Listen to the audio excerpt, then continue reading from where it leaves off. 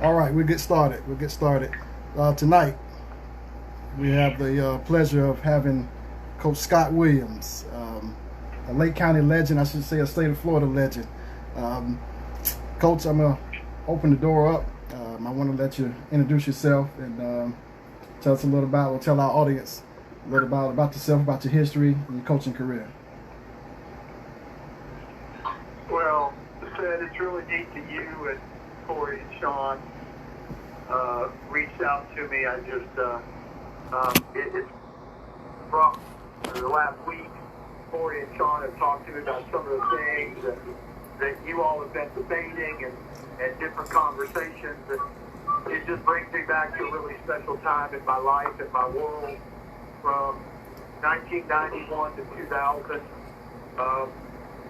Becoming a head coach and learning and having a really special group of guys to coach over the course of that decade. And then even before that, as I learned what being out during my time at Eustis, working with Mike Herring and being around his program. And so, for folks that don't know, I just finished my 5th year at Apopka High School. And we've had a real good run down here, building something really special. 3 state playoff appearances in the 5 years. We're number 1 in the state last year. Got knocked out of the playoffs in the district tournament, which was just a really tough blow. But this year we got to the Sweet 16, and we're doing something at Apopka that hasn't been done consistently since the 60s. But it's a place where we feel like we've got a chance to be really, really good year in and year out. And so I'm still passionate about what I do.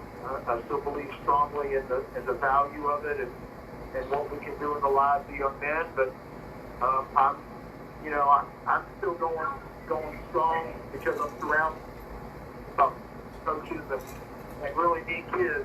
And the young men that I get to work with is what makes it fun. And it started with the guys that are on this thing with us, and it continues to this day.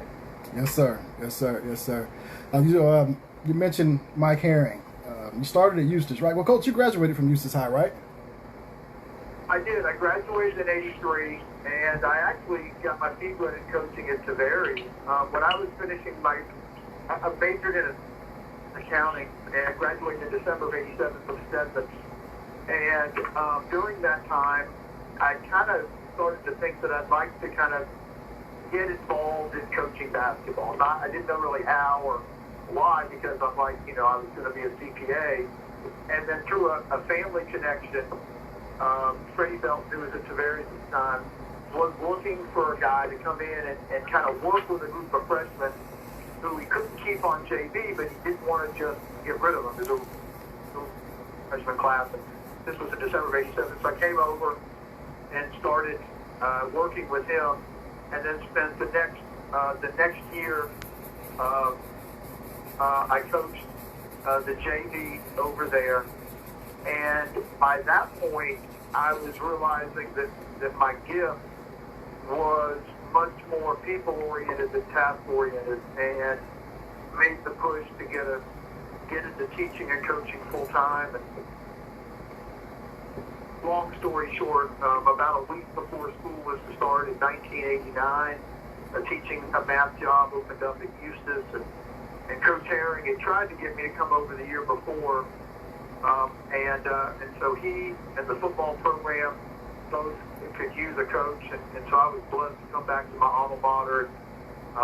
It was an amazing God thing, and so I was at Eustis for 2 years, a really special 2 years with Coach Herring. Of course, the culmination was making it to the state finals in 1991. Coach Herring stepped down. He retired from coaching, and I actually ran that program all spring and summer. And a week before school started, I was informed that I was no longer going to have that job. They decided to go a different direction. Wow. That's a story for another day. Wow. Spent that fall working good to try to convince the principal at Mount Dora that I would be the right hire. And I will tell this story because I just think it's one of the funniest stories ever. It's funny how God works. So Bud Brooks was the principal of Mount Dora at the time, and the two finalists for the job were myself and now, Phil Carter is a name that may resonate a little bit. Phil Carter was the former coach at UCF who had matriculated to Lake Sumter. And Lake Sumter was, I don't remember if they were about to disband the program, but I think he knew that the writing was kind of on the wall. And I guess he decided, well, maybe I'll just go be a high school coach. I don't know what motivated him to want to get that job. Mm-hmm. So the Mount Dora powers that be were going round and around on trying to make this decision. And one day, at the time, the Daily Commercial printed at midday. It was an afternoon delivery. And so I got a copy of it, and front page story that says, Lake Sumter coach arrested for solicitation. Wow. And so the next day, I was offered the job at Dora High School. So I don't know if I would have gotten that job. I don't wish ill on anybody and those things, but right. It's a true story. And that kind of how I got the job at Mount Dora. And God's been really good, and we never look back. Yeah, definitely. I happened to be a student at Mount Dora from 92 to 96, so I was definitely around campus when you were there. I had a couple classes with you, so good teacher, outstanding coach, obviously. We also, Coach, if we pause for a second, I want to also introduce two other guys that are on this podcast with us. That's Corey Toomer and Sean Peterson. Guys, if you want to just throw a word in about yourselves and introduce yourselves. Corey?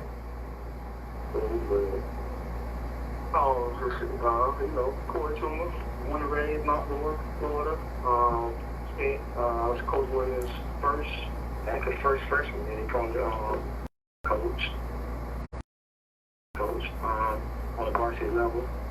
And I was 91 to 95, 92 to 95 when I was at Mount Dora High School with Coach. But I was one of his first friends along with my best friend Michael Sears, Robert Harris, Walter McGee, Shaka Howard, and a few others who came in during the time that Coach came in. A kind of interesting story. I've been coach. I was playing JV football. And he walked up. We kind of was in hoping, because we didn't know Coach Williams at all at that time. We was kind of hoping that Anthony Hines was going to be our coach, because Coach Larry left us during that summer. And during the halftime of the football game, I got introduced to him. At that time or after, I didn't think I was going to play basketball, to be honest with you. But met Coach Dean, and from there, the relationship has been A1. Ever since. Coach is the biggest reason that I was able to leave Mount Dora. Him and one of my other teachers, Miss Sharon Greaves, they were probably the two biggest influences for me. Interesting story about me and Coach. We took a trip to Coach, where we go, Virginia.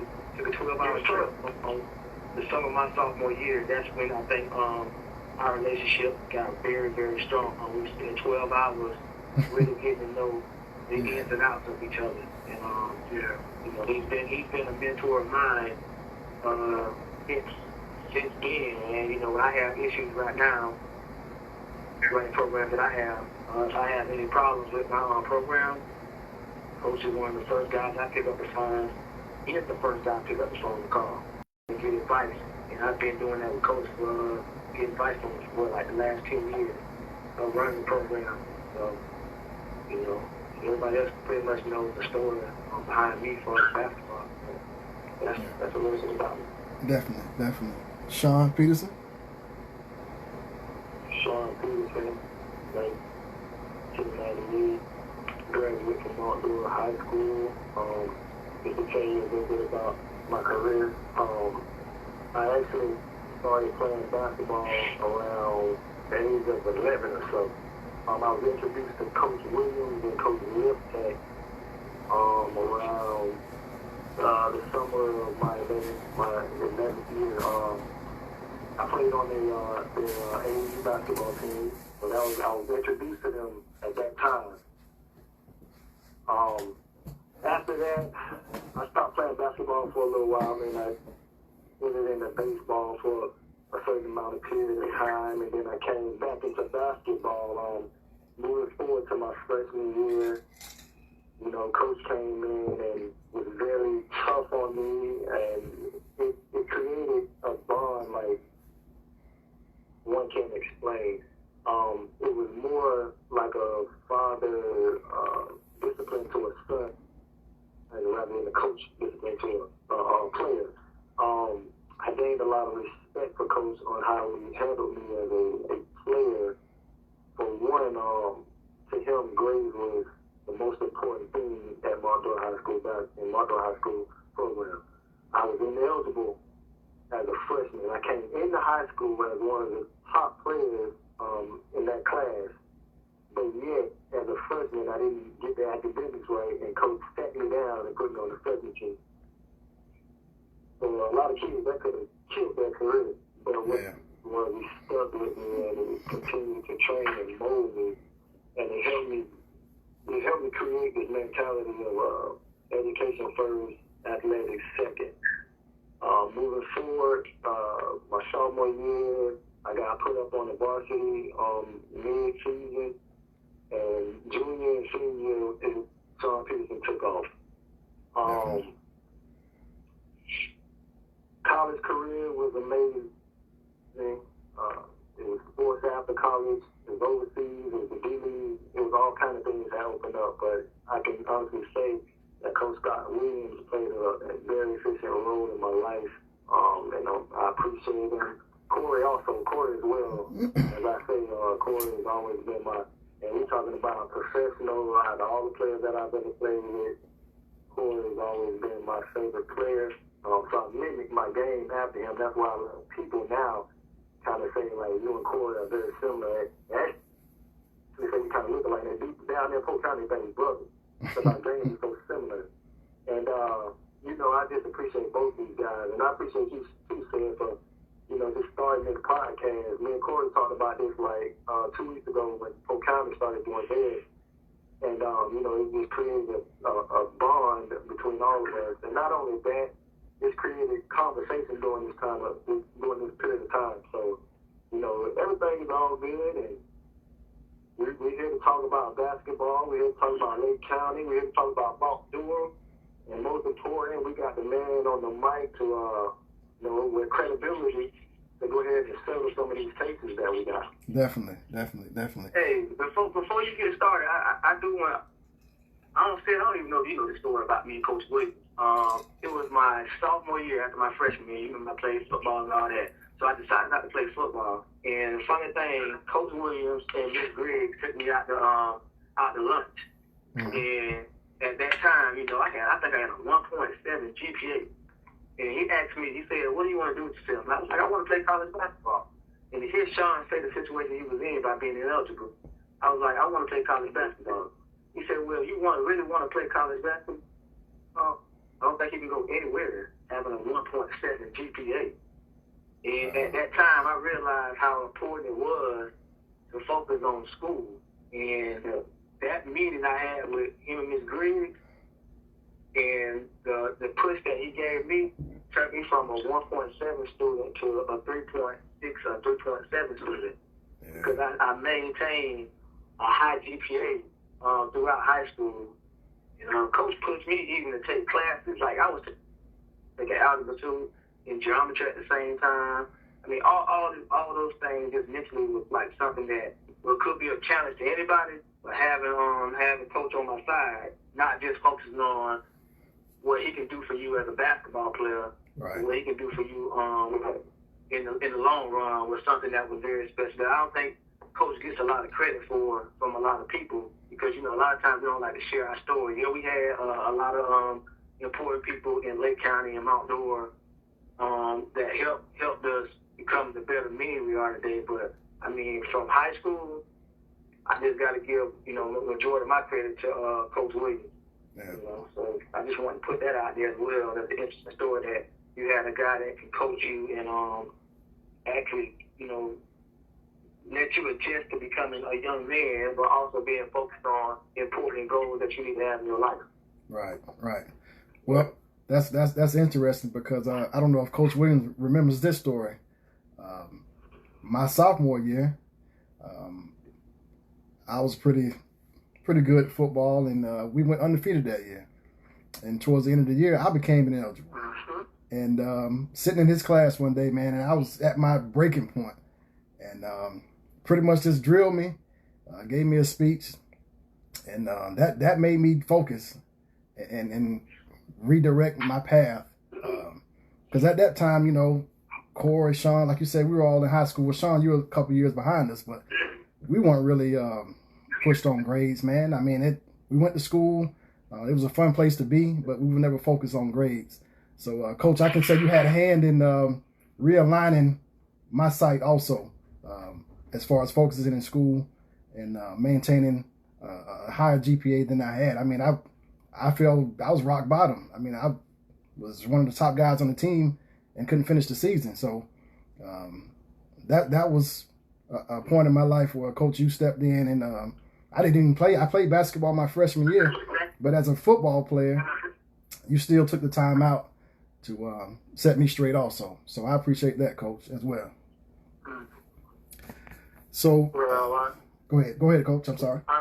First, it's humbling to hear that, but I think the common thread, and I don't know if this will end up finding its way down to guys that are playing now. I don't know if but the reality is, and back then, like some people may say, well, how was Corey playing with a 1.7? It's actually, I think, about a 1.9, but you were eligible back then with a 1.5. 1.5, and, yep. That was during the period of time when the state was starting to change, and I'm very thankful changed some of the academic requirements. And, but, in all three of your cases, and it's funny, I said, I'm so honored you shared your story, because I didn't remember that. Yeah. And just to know that took place, it's just very humbling. But, in all three of your cases, you all made a decision to change. And, too often today, young men, young women, whether they're athletes or not, since we're talking basketball, too many basketball players, when things are hard, they look to make excuses and to blame. And they don't change the things that they need to change to become more successful. In the case of what we're talking about right now, we're talking about some academic stuff. And like I remember distinctly, Sean in my room breaks down in tears, but he decided to change. I distinctly remember being in Jeremiah's restaurant with Ms. Griggs and Corey, and Corey decided to change it. And obviously said you did as well, and became so successful with football and baseball and all the things you've done. And, the lesson is a lot of people will come alongside people in their lives and they'll share advice and they'll share mentorship. But unless you take advantage of it, it's just not the words going in one ear and out the other. And the three of you all are successful in your lives because you chose to accept that correction in your own lives and make something of it. And that's really awesome. Yeah. Appreciate it, Coach. Appreciate it. Well, now that being said, I want to jump into you being at Eustis. There, you were assistant with Coach Mike Herring. And tell us about that 1991 team. How special was that team? It was just a dynamic group of guys. Obviously, I don't know how, it's hard to get a sense as to what that county thinks about that team and the players on, because I'm not tapped in, I'm not up there all the time. But, Bill Perry is one of the probably 5, 6, 7 best players in this generation. It's funny, in a previous conversation with Corey and Sean, I kind of said, if you threw in my recollection, if you threw Corey and Sean in a blender, what comes out is Bill Perry. Man. Bill had kind of a natural floor game about him that Corey in high school hadn't yet cultivated. He did at the next level, but he had Bill had a ability to just score and just dominate offensively in ways that Sean later cultivated. Both of them filled out their games, and Bill had kind of a really neat combination of that. But that team was so much more. It already had a really good shooter, tough-minded wing, and Albert Moore, and Jamie was really good. Yeah. It had a super explosive forward and Nolan McCaskill, who's one of those guys that his game would have translated today. Just a raw, phenomenal athlete, could go get it. Right. Played with passion. Big guy, and John Thomas when they needed to play a big, and Mike Williams, two big kids. Mike was a sophomore at the time. Two guys that were capable of defending the interior when we needed to play more size. But the guy who I thought, who came in, if I recall correctly, transferred from Lyman, was Mike Harden.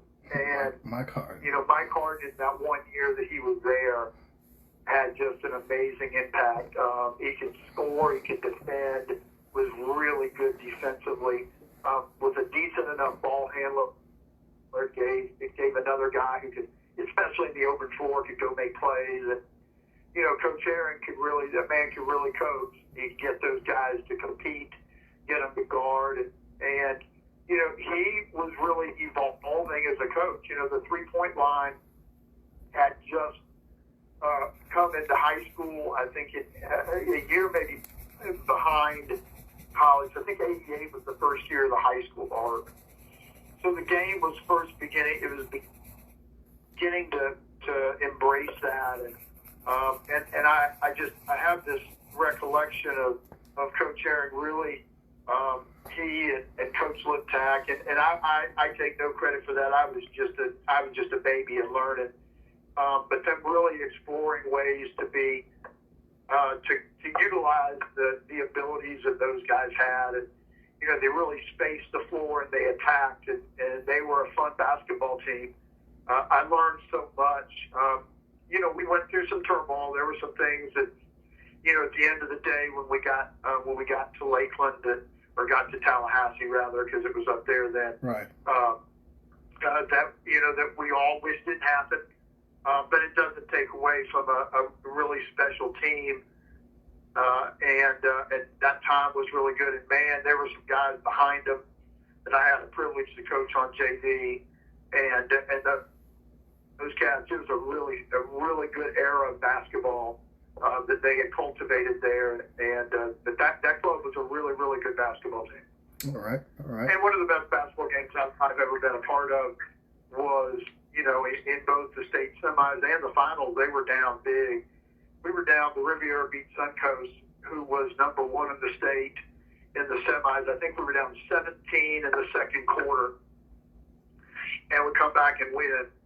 And we were down 20.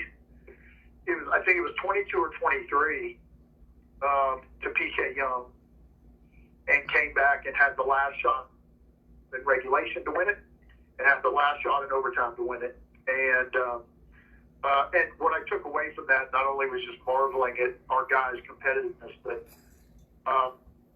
watching a head coach who just stayed unflappable. Mike Herring, it's like you'd think his blood pressure just stayed at 60. Just nothing's changing. His heart rate, and he was just so calm and he was so poised. And I can't tell you to this day, there are moments I'll be on the bench and I reflect and I'm like, okay, I need to, it was crazy inside, but I need to put forth a face that says I've got this, and that's what Mike Herring was all about. And man, that was a fun bunch of guys. Right. I'm going to tell you a little bit about that face. That's interesting you said that, Coach, because me and you had a moment that we'll talk about here shortly that'll make me think about what you just said. So, moving forward from Eustis, I witnessed that '91 team, and I think Bavis McCoy was on that team too, wasn't he, Coach? Well, Bavis was a sophomore. You know, what was so neat about him is that he ended up being a 2-year starter on varsity after I left. But it was kind of cool. Bavis led the state of Florida in rushing, or all of Central Florida in rushing as a sophomore. Right. And so then he comes to basketball. You know, he's playing JV, and he's my point guard. And you want to talk about a guy who was all, like, just the most coachable guy and competed like heck, had no ego. I mean, you know, the guy was a freaking state superstar in football, and he doesn't let his ego get in the wad. He just goes about his business being a great JV player. He was really good in basketball as well. All right. Well, moving forward, Coach. So you get the head coaching job, almost you say by default, but we'll say it was meant to be yours anyway. You know, you get the head coaching job at Mount Dora. What was your first day or your first week like at Mount Dora High School, and introducing yourself to that group? Well, it was really weird because I don't get the job until it was like the end of September, which is just crazy. Think about it. And I was still teaching at Eustis. You know, the school year started at Eustis, and Coach Larry and the principal called me in. They're like, "Oh, we'd really like you to stay on." I'm like, "Y'all got this. I'm good." And so you know, so it was weird because I had no relationship with any of these guys, and you know, some of the most incredible things happen when you get started with a program. If you can get guys who just care. You know, I've been in 4 schools, and my first year has always been hard because we believe in doing it the right way. We were 8 and 19, or 9 and 18, one of the two at Mount Dora. My first year at Lake Region was the opposite, either 8 and 19 or 9 and 18. My first year at Wekiva, when we were a brand new school, we were 4 and 23. And my first year at Apopka, we actually stuck to the playoffs. We went 14 and 13. I thought I was on heaven. You know, these guys, and you know, in a way, it was almost easier for a guy like Corey. He's a freshman. He doesn't know any better. But, you know, I inherited a senior, Hiawatha McGee, who'd been through 4 coaches in 4 years. And that guy just cared so much and tried so hard. And he had a really, really good senior year on the team that had a bunch of young guys that just didn't know what the heck they were doing. And like, I remember Greg Harley, who decided to make personal choices to get himself together and be a part of things. And what a fine player he was. And then the young bucks, you know, that sophomore, you know, class, junior class with Shaka Howard and Greg, but then that sophomore class, Michael Sears, Steve Hickson, and Starling Johnson, and just, you know, it was a really neat collection of the guys where the common thread was they were all really, really competitive dudes. And the best way, you know, we went to Eustis, I think it was the first week in January. Eustis was like 13-1, ranked top 5 in the state. We had scuffled along. You know, we're trying to learn how to play, and you know, we're struggling. And we go to Eustis, and I think we got beat something like, I don't know, 77 to 52. We were not. I didn't think it was that close, to be perfectly honest. I mean, it was bad. I think we lost by 30.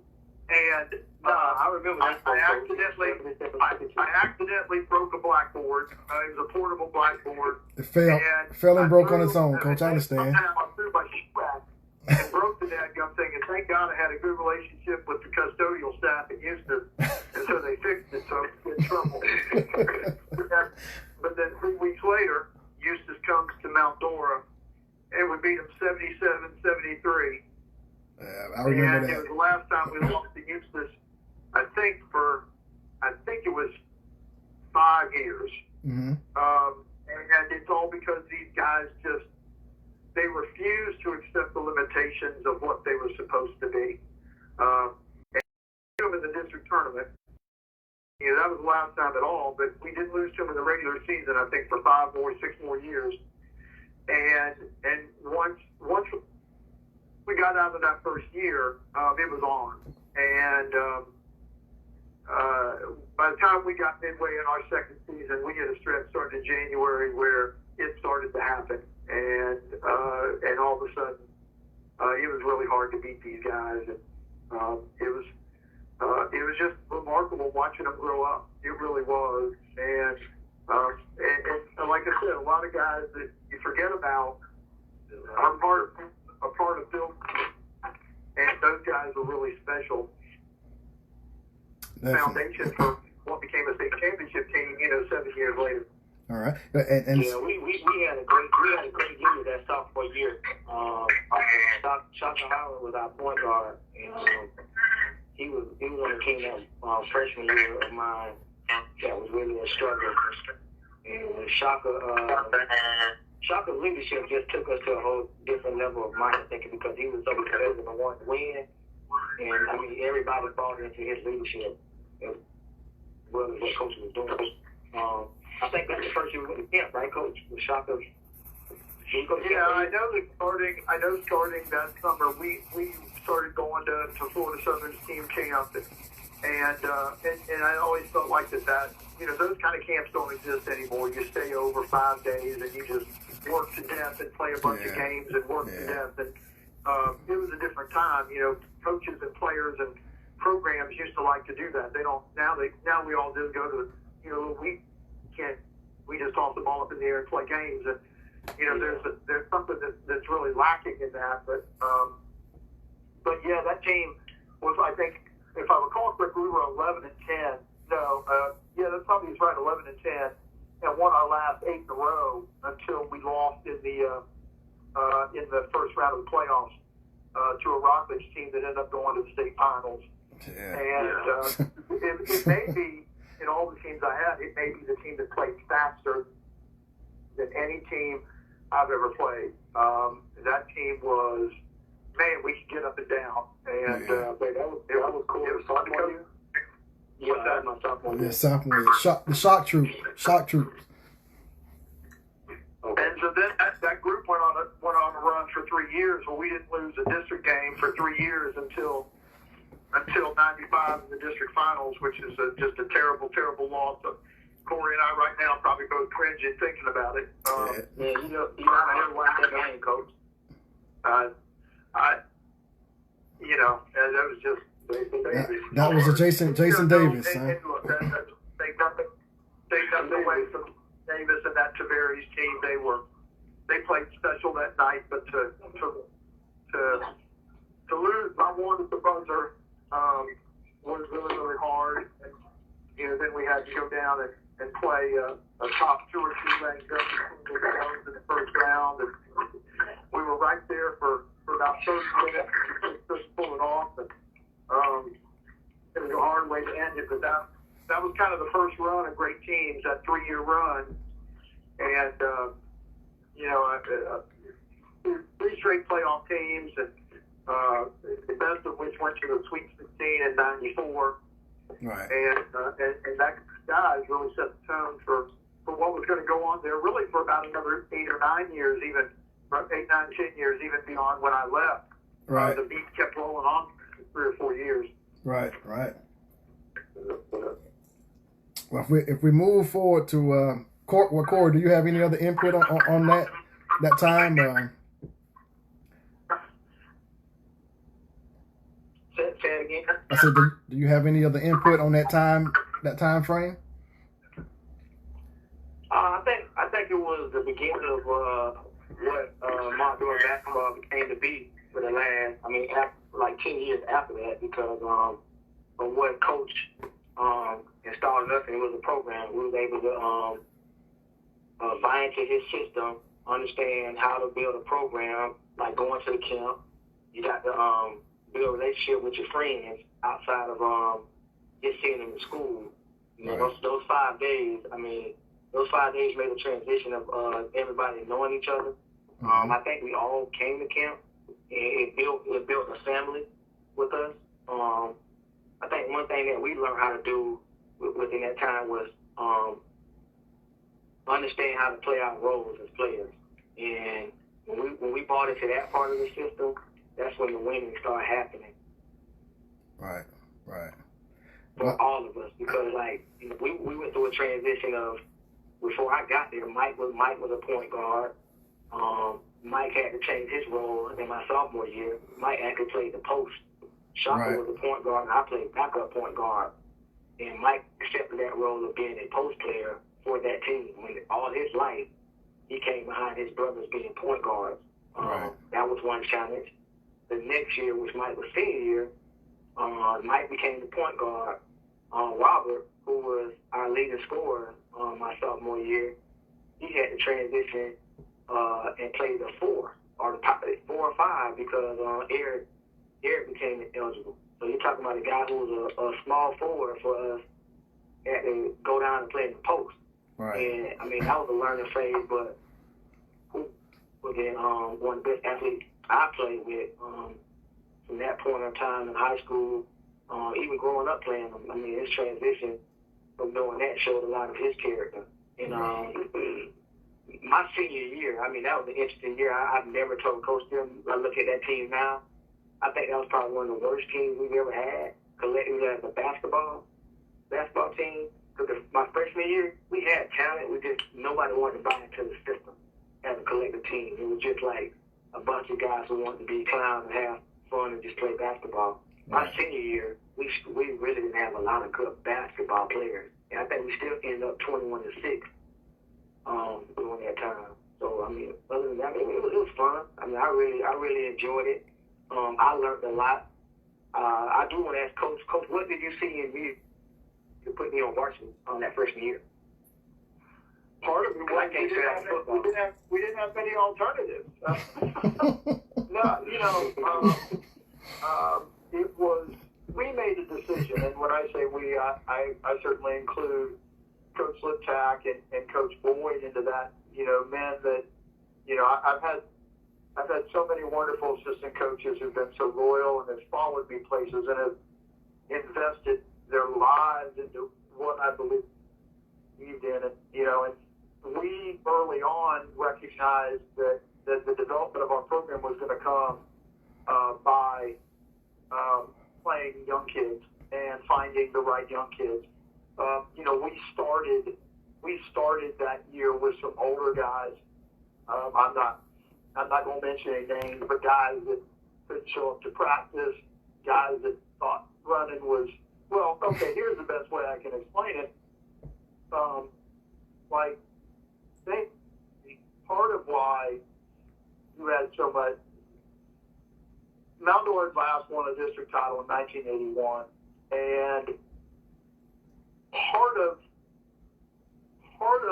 the difficulties that the coaches in the 80s had in trying to create a good culture, and I think all of them did, was that the football program in the 80s was a very loosely run ship. Right. The program before Coach Cosden took over was very loose. In fact, the stories are notorious. Guys that would show up in practice all week and they were playing on Friday if they were guys that could ball. So now those guys are going to basketball. Well, they don't understand, well, they got to come to practice and do all those things. And so, you got all these things going on. And so it was just a major culture shift that had to take place. And so, Corey, I think the biggest thing was that we recognized this fluid athleticism. You had this quickness, but this, great basketball players have great balance. Everything about them has a fluidity to it. And you had that even as a young guy. And you also had you seemed like, and I don't remember if it was, maybe it was perceived on our part or whether true, you seemed to connect well with the guys we thought were going to be our core guys. The Michael Hughes, the Shaka Howards, those kind of guys that we felt like we could buy in and really get them to do. And your perception was the whole year guys didn't buy in, and I don't believe that. I think by the time we took down Eustis near the end of the year, that everybody was like, man, we can go do this, and then it was a matter we were just kind of limited by who and what we are. But a lot of times when you start a program, you're hoping that you have a bunch of young guys you can build with. And, the worst thing in the world is if you inherit a program and you're relying on a bunch of seniors, they leave, and now that kind of happened with me in Lake Region. Our first year, we had 3 really great kids, good players as seniors, and we were still mad because we didn't have anything else. The program was in awful shape. Well, they left. The second year, we were worse until December, and I said, screw it. And I moved up like 4 sophomores, and then we started to get better. You just got to do that. And so, why did I bring you up early? Well, I thought you could handle it emotionally, and heck, there weren't a lot of guys better than you, brother. Hey, one thing, that's why I say that it was kind of a tour ship. I don't know if you remember when we played Lake Weir and we lost that game, and guys that were on the team, that's the only time I remember crying as a basketball player, like in anger, because we lost that game up in Lake Weir. Oh, where is Lake Weir? That's on about Ocala somewhere, but I know we lost that game. Yeah, it's up at Ocala, Shores. We lost that game, and guys came in the locker room, and it was a joke to them. I mean, they laughed, and I mean, it went from the seniors on down, like nobody, it was like majority of guys didn't care. And I mean, I cried in so much anger, like, about how these guys did not want to win, you know what I'm saying? And that's what I took in. When we did beat Eustis, I think that was an eye-opener for us. Okay, we actually can be a good team. But throughout that year, those guys didn't buy into the system the way it should have been. For all different reasons, like you said, the discipline part wasn't there. You came in late, and things like that. A bunch of them, it was like, look, is he even going to be here next year? Because it was 4 coaches in 4 years. After a while, you're like, why do I got to listen to this man? He ain't going to be here next year. Yeah.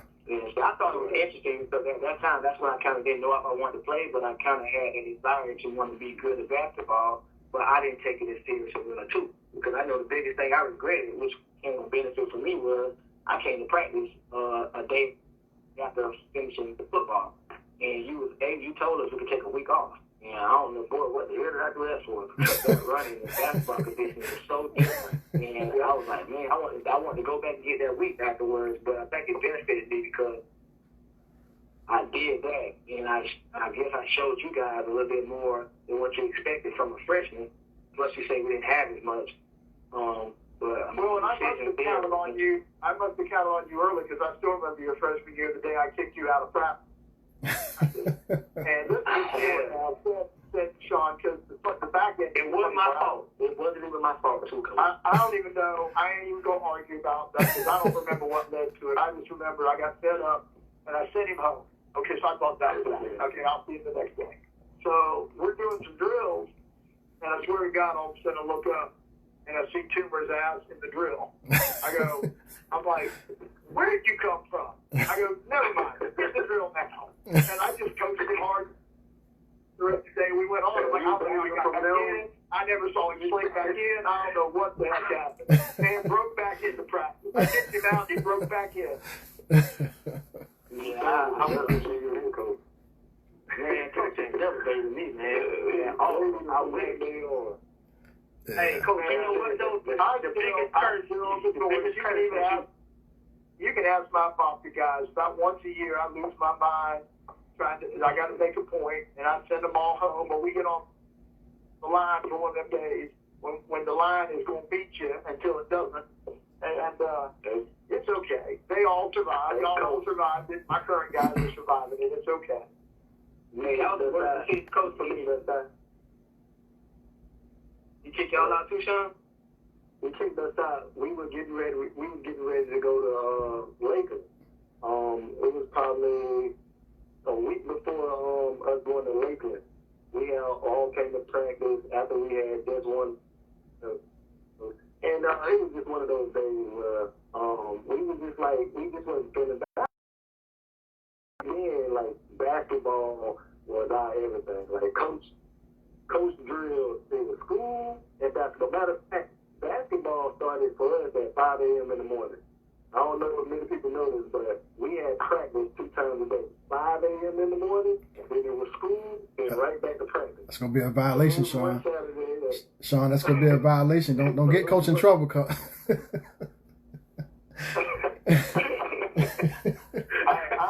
don't remember getting up at 5 a.m., but if Sean says I get back I let my students still work in the mornings now. I tell them, y'all got that early morning stuff. That's why I'm the head coach. But it was one of those days where we just wasn't feeling basketball that day. And this was right before us going to state. Coach kicked the entire team out the gym. The entire team. And then he was like, once we got outside, everybody just got together. And was like, it's bigger.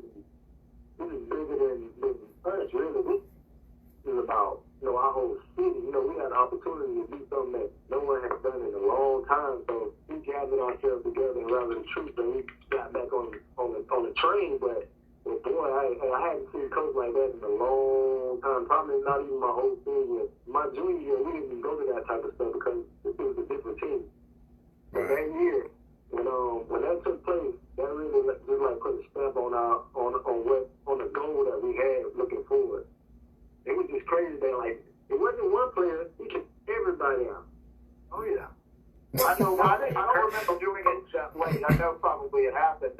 It's funny that I just remember the late season attention grabber that I thought was necessary was when we traveled to play Eola, and I don't necessarily want to name. We had 2 starters that were late for the bus.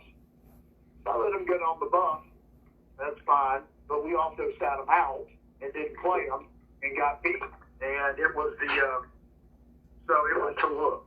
funny. I thought that, we went 33-3 Sean's senior year, which not many teams in the history of the state of Florida have ever won 33 games, partially because now to win it all, you only would play 35 games.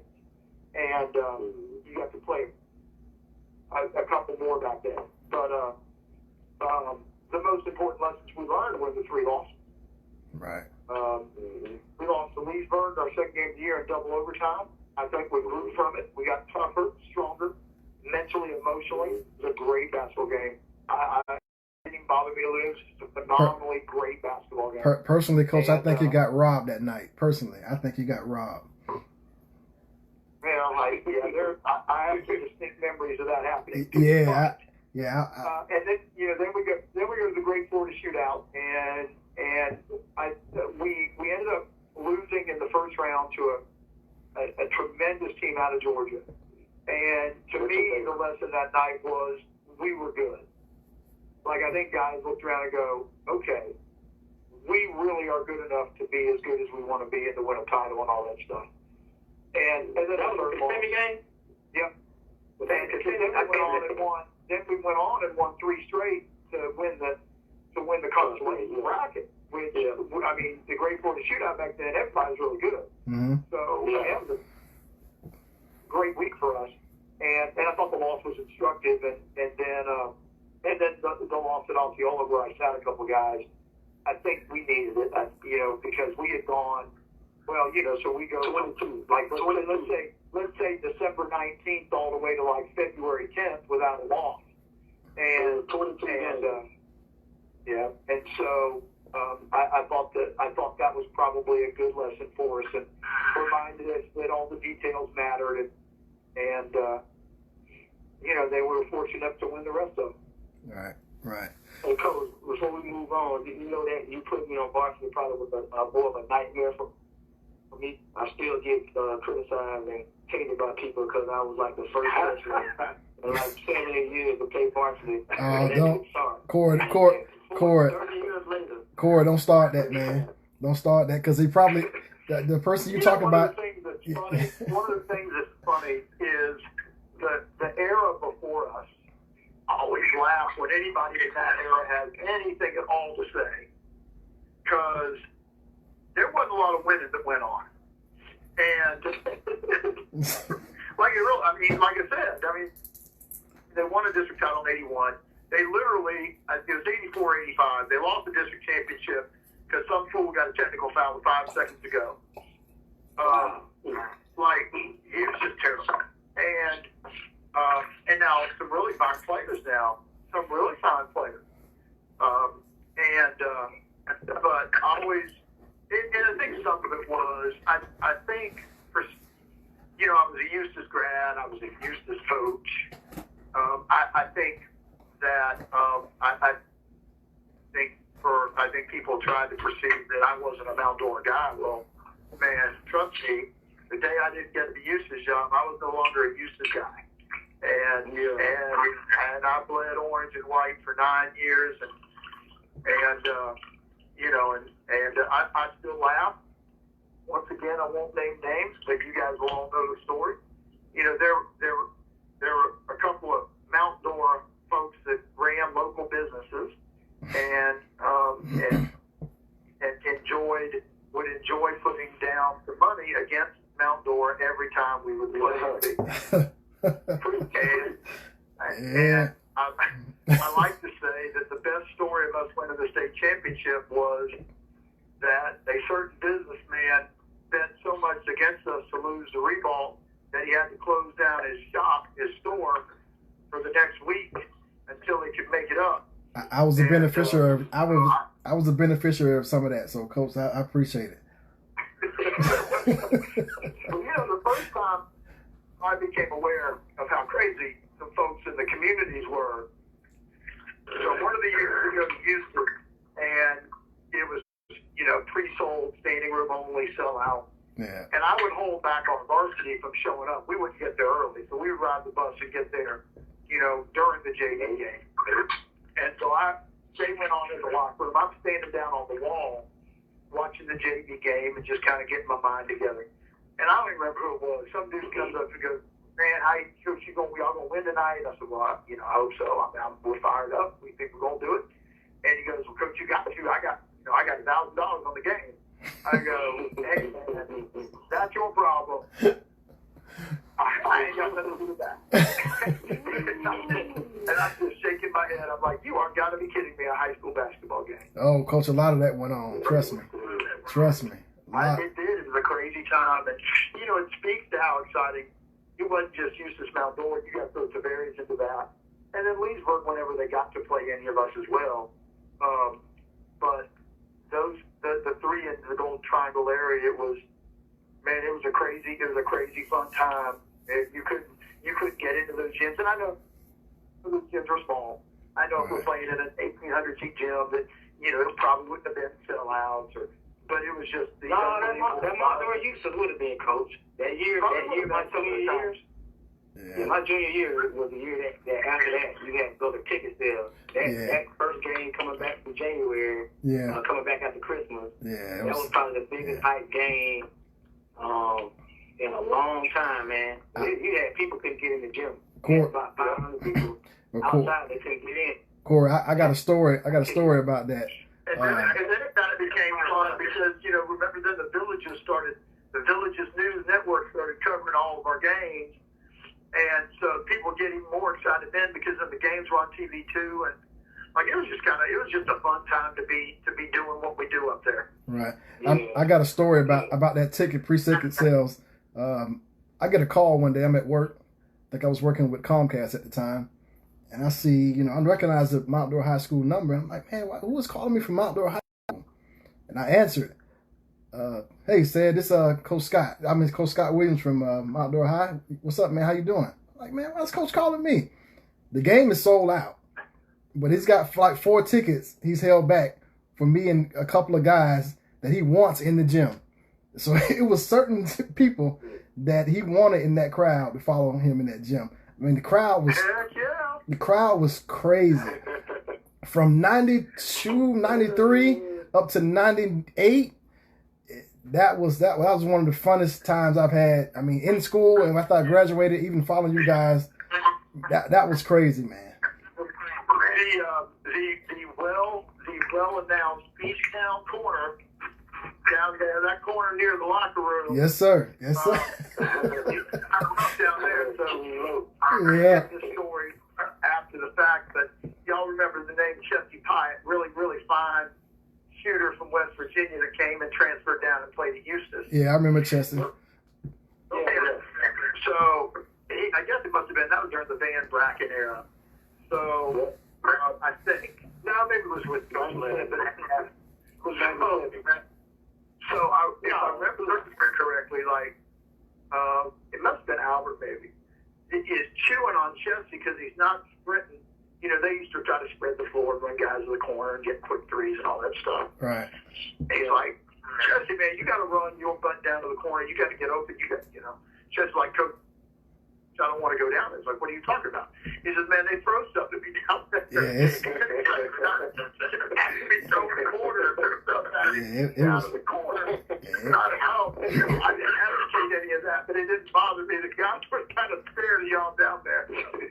yeah, it was... That was my freshman year. That was the year. And Basin didn't come to the game. Yeah. Basin didn't win a game because they had 3 on Basin that they were going to shoot him. And then that guy didn't want to go in that corner at all. Right. It was some crazy things going on during that time, but I can say home court advantage was in full effect for sure. For sure. Yeah, it was kind of must-see TV for folks in Mount Dora when during that era, and it made it fun to come to the gym. There was always a good buzz. Yes, everybody used to grow at Lip Tax Music. Yeah, oh. And right, they loved it, and I had, and we all do. That's and right. We don't get that good old Motown vibe going on. That's right. Yeah, I remember, Coach. I don't know if you remember this. When you winning. I don't remember the first year. Maybe it was your first or second year when Coach Larry was at Eustis. I don't know who sent the tape, but it was a tape sent to the county office of our fans screaming some choice words before the team came out. I don't know, Corey, you remember that? Yeah, I remember. Yeah, it was. I actually don't remember that, although I don't doubt that it took place. Yeah, rivalry was strong, brother. Oh yeah, definitely. Well, Coach, we can move forward now from those shock troop days, that 92 through 95 span there, onto the year of the ship. The year of the ship. Lake Mount, right? Yes, sir. Shock troop transitioned into Lake Mount. So I want to hear your journey on that. You know, of how that season kind of went and the guys you had. The Josh Reeds. I got an interesting story about Josh Reed here. I want you to clarify something for me later, but just how that team came together. You know, part of the journey of that team. You know, I have some very strong reflections about 97 and then 99. I don't, you know, that team is really it's a 3-year journey. The middle year is the most fun, but at 97 we go 30-3, and we make it to the regional finals. That was Jacksonville, right? And that was, you know, so it was for the first time we finally broke through in the Sweet 16. I'm trying to remember. So that was the year we beat Gainesville Eastside in Eastside, and then we get the privilege to go to Ribault. And you know, if people don't remember, Ribault at that time, if I remember correctly, was in a stretch of I think like 11 or 12 Final Fours in 15 years. Like they were, excuse me, they and Miami Senior were the 2 preeminent high school basketball teams in the state of Florida. You walk into the gym, and you know, and Ribault's not in the best of neighborhoods. It's not as bad as like Andrew Jackson, but Ribault, you know, it's kind of in the hood. It was rough. You walk in that gym, and it's a museum. Well, Coach, Coach, I don't want to cut you off, but I'll give a description of how it was.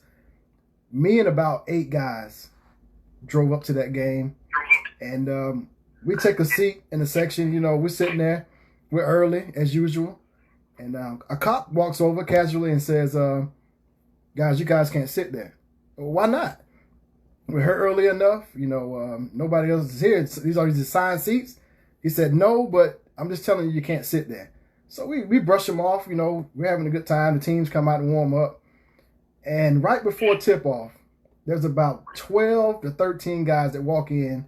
And the lead guy weighs about 400 pounds. He's got a trench coat on.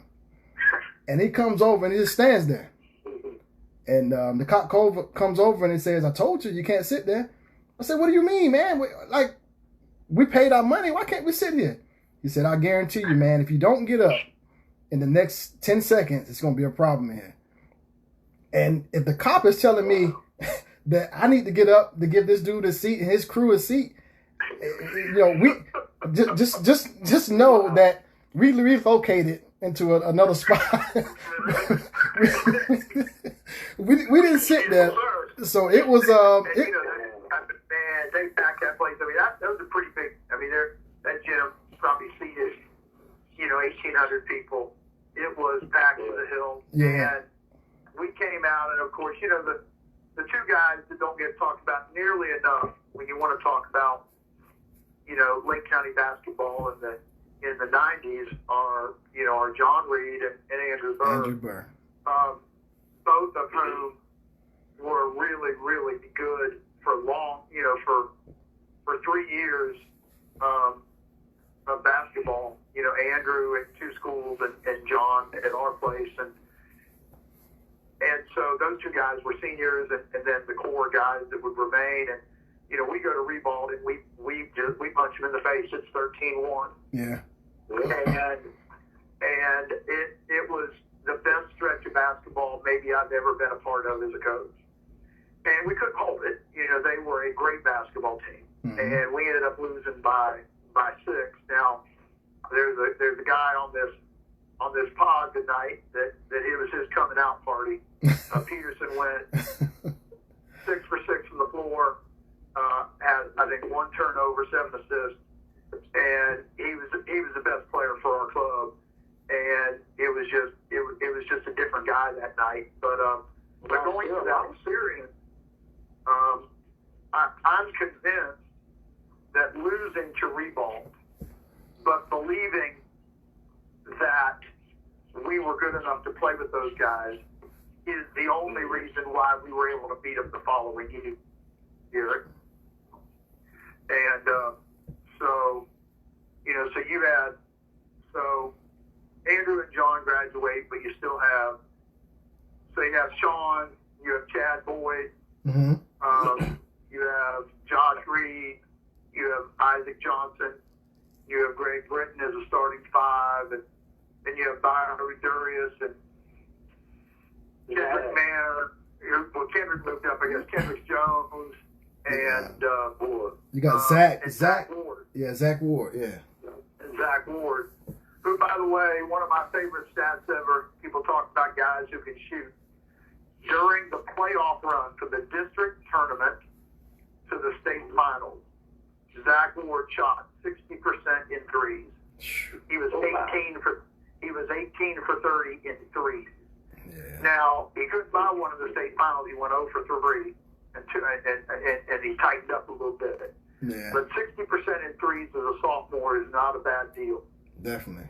But we've kind of talked about the season a little bit, 33-3. But that team was ultra focused and ultra competitive. We caught good fortune that we had an entire playoff run. Well, okay, let's back up. First, we have to play the district tournament in Tavares, and the only team in the district that out of us was Tavares, and it was a weird year. Jones, I can't remember, there was a seeding deal because Jones was moving into our district but didn't play a district schedule that year. So they were seeded last. And I don't know, it did something. So all of a sudden we ended up having to play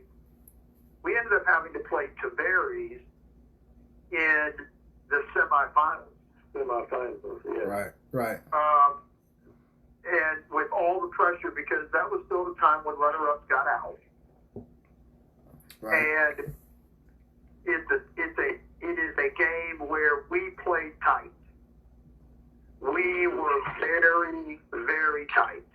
Yeah. And there was a ton of pressure, and we couldn't make shots. And at some point in the second half, all of a sudden, all heck breaks loose in the stands, and the fight breaks out. And like there's a couple of girls, I don't even know.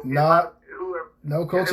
It wasn't Mount Dora Ferry thing, I don't think. Y'all may know. Yeah, Coach. It wasn't a couple of girls. It was us. So, but that's a story. That's a story for another day. That's a story for another day. And the funny fact about that is, we joke about it all the time. Everybody was fighting, and Evan McBride didn't throw a punch. Was an innocent bystander, and he was the only guy that got kicked out. That we always laugh about that. He didn't touch a soul, and he was the only guy that got escorted out the gym. So I just remember it's going crazy in the bleachers. It's starting to spread out on the floor. Well, a summer earlier, I'm coaching AAU, a team that Greg was on, and I was helping Lip Tack, and we're in a tournament, and all of a sudden a crazy AAU fight, crazy thing breaks out, including fans like bringing chairs out on the floor. Wow. And I'm trying to remember, it may have even been Tim Yarn from North Marion got decked with a chair. Man. I think it was him. So this is still a 9-month memory. and my recollection, looking back, is that Tim was kind of not paying attention. He was just out there. And he got clocked from behind. Man. So I'm watching this happen, and I'm watching Josh Reed standing just like in the middle of it almost, just literally watching. Mm-hmm. Well, I lost my mind. Like I'm grabbing him, and I'm losing my mind. I'm so, because it's my defense mechanism. I'm so afraid one of my players is going to get decked. Right. And I just remember, like, I must have been so emotionally distraught about Josh just standing around and he having to get out of it. I remember Greg saying, "Coach, stop. We're okay." Yeah. And, like, I to this day, I remember Greg looking at me like, "Shut up, Coach. We're okay." Right. So it finally settled down, and, like, it was like pulling teeth for us to find a way to get it. We won by a single point. Yep. It was 15 to 4. I remember that. And we somehow survived. I mean, it was that close. We just talked about it a little earlier. 3 years earlier, on the same floor, we lost by a point, and our dreams went away a little bit. Well, now it's in my final night. We lose. We don't even. We're an afterthought. We don't even get in the playoffs. Yeah. We survived that night. The next night we play a good Jones team, but they had no chance. We beat them by 20. Right. It was a blowout. And then we get to North Marion. Then we get lucky because we get all 3 games at home. Mm-hmm. First round we catch North Marion with a very good Tim Yarn, who ended up playing football in South Carolina. And they zoned us, and it was tight. And then Zach burst the game open in the fourth quarter. Yeah. He hit like 3 threes in a row. Yeah. And we ended up winning by I want to say we won by about 10 or something. Mm-hmm. Then we catch a Lecanto team but I was just happy to be there. Yeah. They had finally gotten into a playoff, and they had finally won some games. That was unfair. It was unfair. And we smashed Yeah, it was unfair. by like 40. Yeah, it was unfair, It was. Coach. It was unfair. And then we get a rematch with who was out of Jackson, Bishop Kennedy, Bishop Kennedy, yeah. who we had seen in my Christmas tournament. Yep. Where they been it. We played them. We did. Yeah, it was the second time we saw them. Right? Yeah, we played. Yep. And so I don't even know if you all know the backstory. So Bishop Kennedy goes, the state's got this stupid rule to this day that you have to have a certain number of seats based on your classification to host playoff games. And like every once in a while, some school, and I just think it's classless. Some school will petition the state because they know so-and-so's gym is a little one, and that school doesn't get to host the game. Well, Bishop Kennedy, I don't remember what it was for 4A. I think it was like 900 seats. So Bishop Kennedy petitions the state. So I remember at the time, now Coach Herring had become an assistant principal over at Maldora. I remember he and I going in there and sitting our butts down and doing the count. And our school came back and said, we can seat 900. We are hosting this game. There was a real doubt that we were going to get to host the game. Man. Like we would have had to move it to like play Sumter or do something. Like we almost did not get to host it. Yeah. Yeah, see, I never knew that. And so then I remember we had some foul trouble. Was it? I think Greg got in foul trouble Early. He got in foul trouble early. And yep. And in one of his best, most important games, Chad really, really carried us. And then in the second half, all of a sudden we hit a big pop and blew it open. And man, everybody just lost their minds. Now, of course, the one thing it was the next year, so it'll be part of my next year's story. So then we go to the Final Four, and we play, once again, how God gave us opportunities to learn. Mm-hmm. So we chose as a preseason tournament to go to New Smyrna Beach. And we played New Smyrna Beach, who had an all-state guard with Darius Holton. Superman as they call him. Florida. So we have to go there. We have to go and play in the preseason.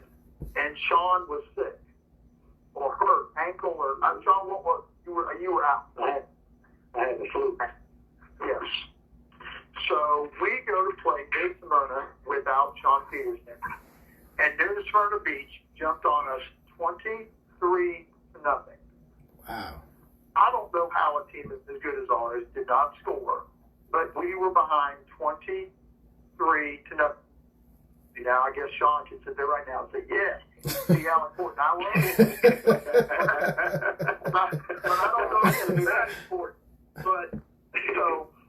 But here's the thing. So we had gotten the best shot from them. I gotten a little bit of a book on them. I've always felt like, give me a shot at you, and the next time I see you, we're gonna have something. Right. And you mentioned Josh Reed, and Josh, this indispensable Swiss Army knife role player guy who did two things incredibly well for that team in that era. One, he was unafraid of taking big shots. 3-4 times in his career, senior year, Josh made shots to tie or put us ahead late in games that were big money shots. And that you wouldn't expect from a guy who probably scored 5 points a game. Yeah. But the other thing he could do is he was unafraid of defending his fanny off. And we said, Josh, Ladarius Holton is yours.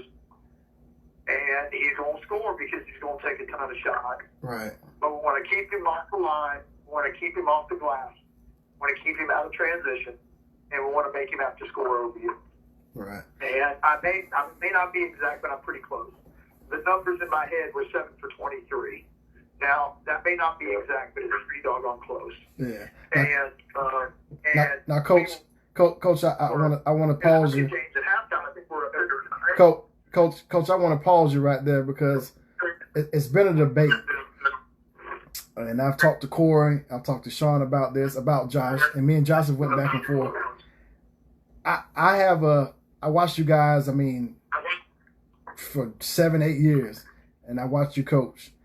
I've never seen a guy go for 25, 30. I don't remember even a guy going for 20 on having a great night against a team that you coach and your defense.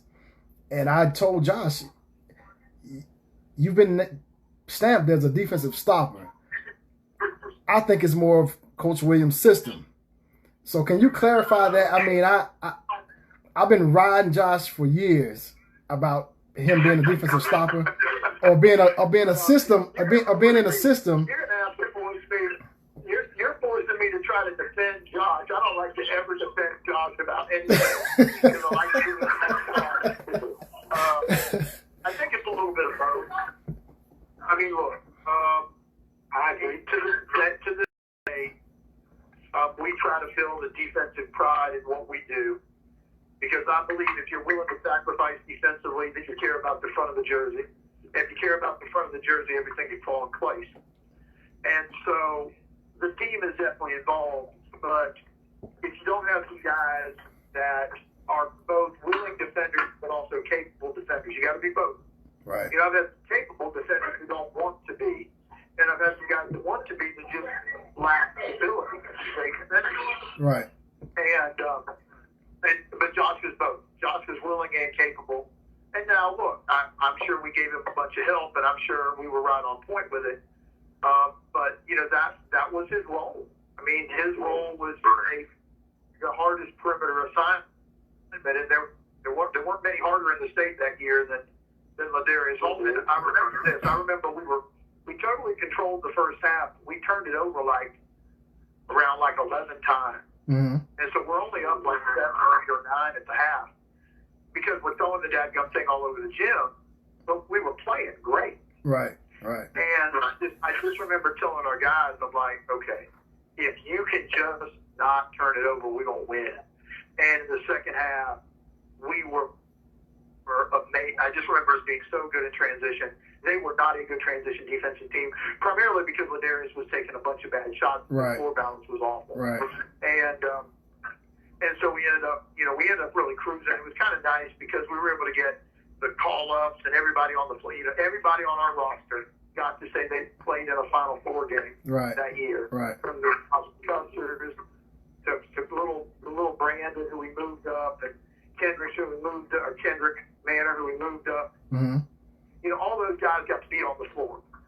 Anthony Manor, you know, all those guys got to play. And I've always felt like I was really glad that happened. Right. You know, I told Ted the same thing. I think it was both. Because even as great of a defensive player I was, it was a blessing to have that system and have guys like Mike, Shaka, Robert, Shea, in the style that we learn how to play. And a lot of that comes from the way you taught us. But we learned a lot of that too at the camp, how to play team defense. Absolutely. You had, you know, that was probably one of the biggest blessings of going to that camp. You learn how to play man-to-man team defense. Yes. Yes. I do looking at film. Josh was really. I mean, he was a great defender. But that system that you ran, and said that we did have somebody drop 41 points on him. That was Coach freshman year, Tony Nunn. Oh I remember that. Yeah, but we were 8-19, so that was a bad year. But well, you know, I remember year 3, and to this day, I've just always imagined why in the world would you do it. This is just kind of to connect the dots to the story. We're playing Houston in the district finals. They had Corey Patterson. You know, Corey was one of the leading scorers in Central Florida that year, probably averaged high 20s. I think he's probably about 28 a game or something. Mm-hmm. But it's weird. Like my recollection was during the year, like they ran a lot of stuff.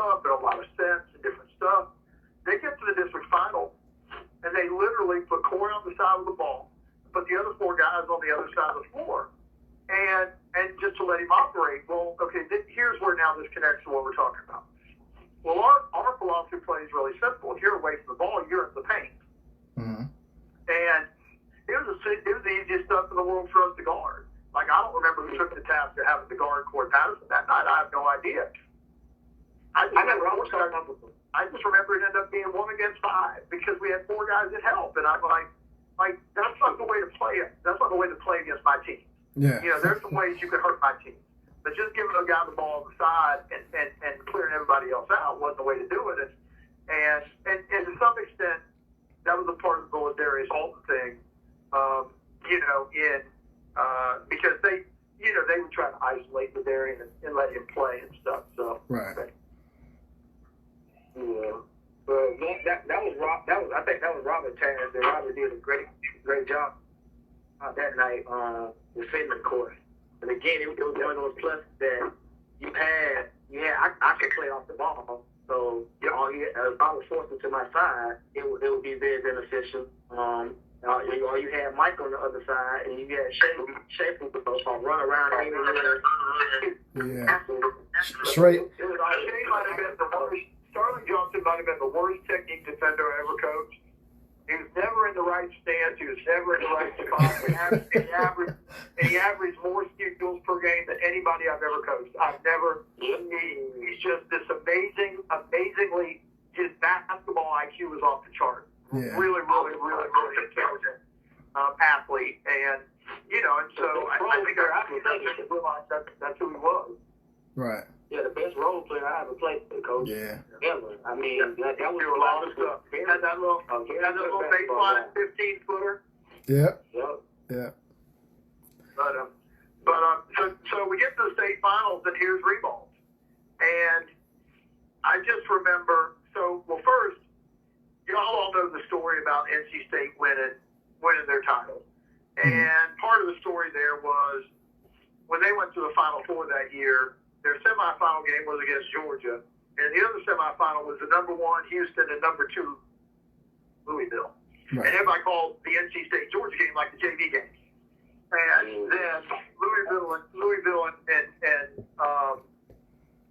Houston was the varsity game. Well, of course, NC State wins it all. Well, I mean, in many ways, it was very similar for us. You know, we played New Smyrna Beach, and everybody's like, the loser of that is getting smashed because Reebald had to play Tampa Robinson, who had three or four real good college players, the best of which Desmond Allison went to Kentucky. And that game was like this amazingly, like 86 to 81, something crazy. Like everybody's like flying around and above the rim. So there wasn't a person down there that thought we had a chance. Right. Except for all of our guys, because we had played them the year before. And we haven't really mentioned the fact that, I mean, we had 3 legitimate all-state caliber players. We really, and, you know, Sean became an all-state guard, and then he Sean's best basketball was way ahead of him. Yeah. And Chad Boyd was an all-state guard, and deservedly so. You know, Chad was about 6 years of high school excellence, and was as smart and as poised and as capable of winning games in a million different ways.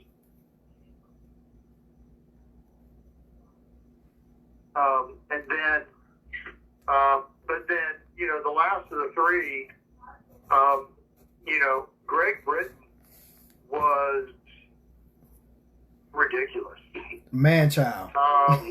You know, I mean, there'll be some stories from the next year, but, you know, what Greg did, I mean, in the state finals, in a night where, and I tell the story to every team I've coached since, when they get up in their feelings about not shooting the ball well, we won a state title and shot 32%.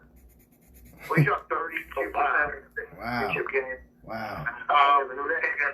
a lot of that was Revolt, and a lot of that was we were not efficient offensively, and that Revolt was really good defensively, and they mixed it up and they trapped and they were athletic and they had length, and we just had a hard time scoring. Now we didn't turn it over much. Sean handled their pressure and Chad handled their pressure, but our guards just couldn't score that night, and but Greg. I don't remember. I think it was 24 points and 15 rebounds. Yeah, he was a monster. Ridiculous. Like he was a man among boys, and he kept us in it.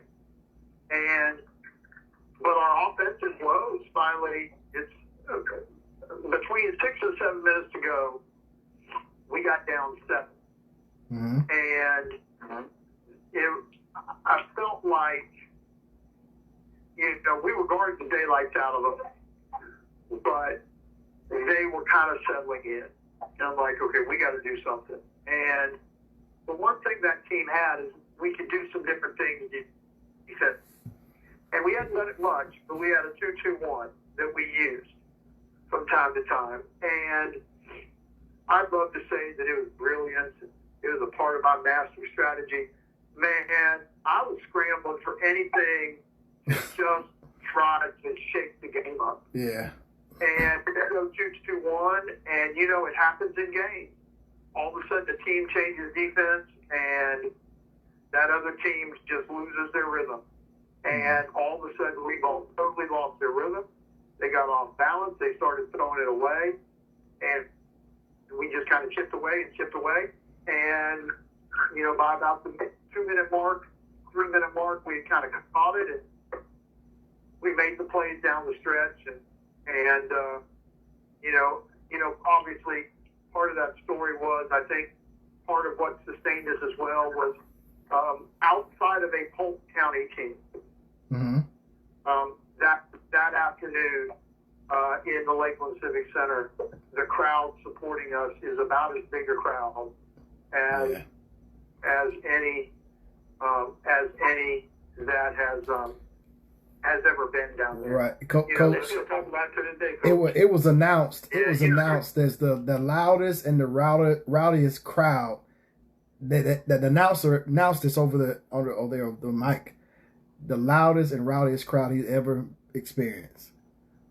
I mean, it had to be the 60%, 60, 70. They talked about it. Yeah, 60%, 70% of Lake County was in that building. I mean, it was real.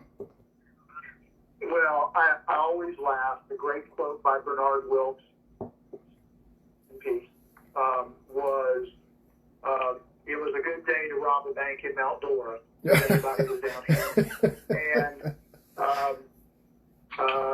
so, I mean, I will say this, and I hold Sean up as the example of the positive from it. I never talk about this team without talking about the regrets I have.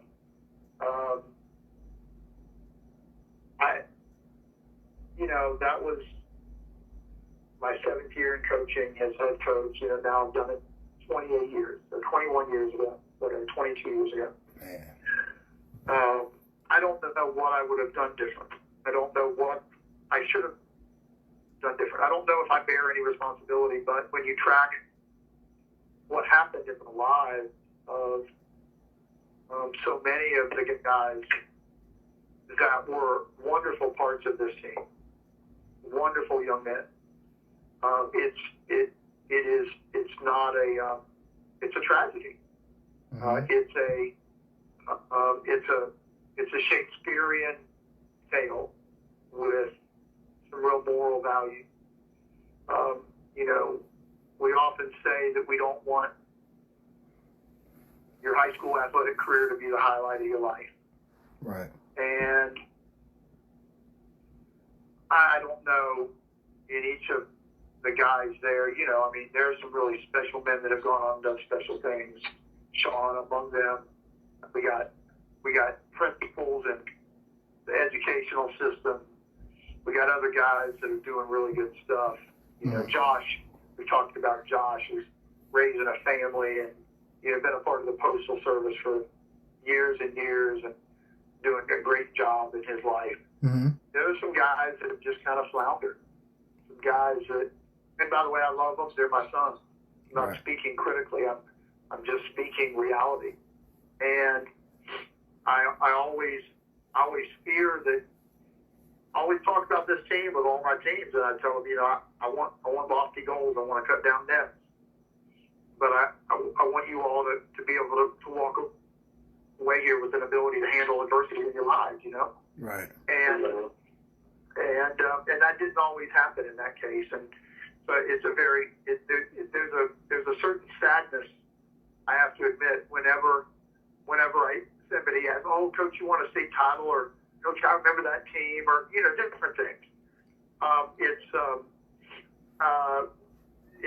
I'm always filled with a little bit of remorse because maybe I should have done some things or recognized some things. I never turned a blind eye, I'll say that, but that doesn't mean that I was on my P's and Q's maybe in a manner that I should have been, or I think in some of the younger guys' cases, so I left, a couple of years later, and it was before the age of social media. Right. So you kind of fall out of touch with guys. That would have made a difference, different things, and so I don't want to drag down what we're talking about, but I always, it's important if people want to know me, they'll know that I'm filled with a little bit of sadness whenever I celebrate, what is to most people's eyes the biggest high point of my career. I don't know if I necessarily would say it that way because of that. Hey, Coach, I'm going to put you on the spot, though, because I think this was the year. We talk about all the good. Was this the year that you were offered the job and you turned the job down to come down to Polk County? Absolutely. So after the 97 season, after the 97 season, listen to it, Sean. Lakeland Kathleen opened, and I applied for it, and got the job. And was offered the job, and and remember now, this was a Kathleen team that had just won the state title. It just won the state title, and they were returning the parade All-American. Listen, Sean, they were returning the parade All-American. Well, there's a good end to the story, Sean.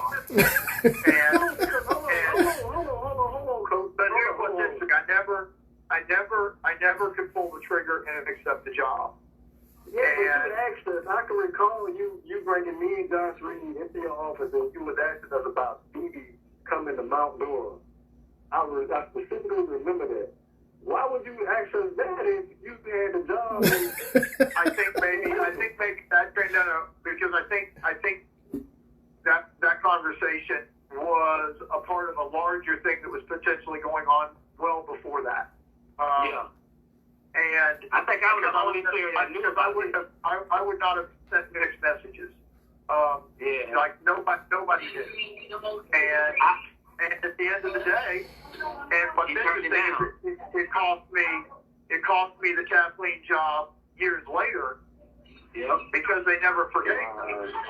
But I told them that I could. And I told them I couldn't because I felt like I wasn't done building. I still had room to do. I still had a job to do. And Sean, he turned the job down, Sean. You got to realize he turned the job down. I remember me and Coach talked about this. Me and Coach talked for like 2 hours. I think I was the only one that knew the situation. Yep. And I knew that he turned it down. And look at the blessing that happened after him turning it down. Yeah. Which was good for Mount Dora. But then the job came open again, like a year or two later, and he applied again. And then they gave it to Drew Taylor. Yeah, in 2000. If Coach would have had that opportunity, Coach probably would have had 7 Marines right now. Compared to Well, 1 Marine together. The two, so I was at Mount Dora for 2 more years after that, and first, so the 99, there are a couple of fun things we could talk about, but so then after the 2000 year, I really did feel like after that year that I had done all I could. For the first time, I felt like we had lost a little hunger, and we had become a little entitled. Blame the players for that. I just believe that things had gotten a little stagnant, and that the program needed a new voice and some new, and not necessarily a different direction, but just to have somebody go with it further. And in 1997, you was thinking like that when they no, in 2000, no. So in '97, like and I don't remember if I actively pursued the job or if I was asked to interview. I don't remember, but that's I wasn't ready to be done in '97, and that's why I stayed. At the end of the day, that's why I stayed, because they would have. I mean, Kathleen was offering me whatever I wanted, and I couldn't pull the trigger. And I recognized. I remember distinctly thinking to myself, why do I keep coming up with things to ask for when where you want to be is with these guys because you're not done yet? And I told them no, and they were pissed. Like, they were really angry. And so 2 years later, the Lake Region job and the Kathleen job were open. And so I think it's funny, to this day, I feel like the best job interview I ever had was the Kathleen interview in 2000. And I thought I was well prepared for the question that I knew would come. I told him, look, I said, don't you want me, if you offer me this job, I'm telling you, first of all, I'm taking it. Number one, I'm telling you I'm taking it in 2000. And I'm telling you, based on who I am and what you went through before, I will not leave here with a job. I will not want to go to a better job. And they weren't hearing it, and they gave it. And you know what? I found the Lake Region job, and that was my destiny, and no regrets. But yeah, so. Hey, Sean, he only turned that job down for you guys. That 90-18 was the total reason he turned that job down. Now, I brought it up, but I'm telling you, I had a 2-hour conversation with him, and the only reason he didn't take that job was because of you guys. Because he was returning you guys, and he felt like it was some unfinished business. You know, and I'll be honest, I thought he should have took the job. I mean, I supported him on taking the job because of what Kathleen was bringing to the table. You know, and I think that's the only reason I didn't want to coach. I'll be interested to see who wins that poll down there. The 2000 Kathleen team, 2000-2001 Kathleen is the best collection of high school talent I've ever seen in my life. Wow. I've never seen a high school basketball team as deep and talented as 2000 Kathleen. I don't think they were better than 97 though. I think what 97 had, coach, was a little bit different. You have a 7-foot center protecting the rim. Now, the 97 Kathleen team is the best defensive team I've ever seen. But 1 through 12, the 2001 Kathleen team is the most awe-inspiring group of basketball players I've ever seen. Yeah, that was a special group. I just think what Kathleen 97 had, coach, was the 6'11", 7 foot, and then a parade All-American BB Walden. That was big. That was 2 big series leaders. Who they married in 1998? BB Walden. But Corey, they needed to make sure the whole boat. They lost in the regional finals in '98. They lost in the regional finals. At the buzzer, I was at the game, coach. Ladarius Holton made a shot at the buzzer. Smyrna beat him. That's right. Smyrna beat him at the buzzer. Y'all would have been playing at Kathleen. Yes. Yeah, y'all been playing at Kathleen. They didn't fall off, Sean. Trust me, they didn't fall off, brother. But no regrets. And it's funny. I've never Smyrna by 34 points. Kathleen was very good, Sean. I don't remember why they lost. Okay.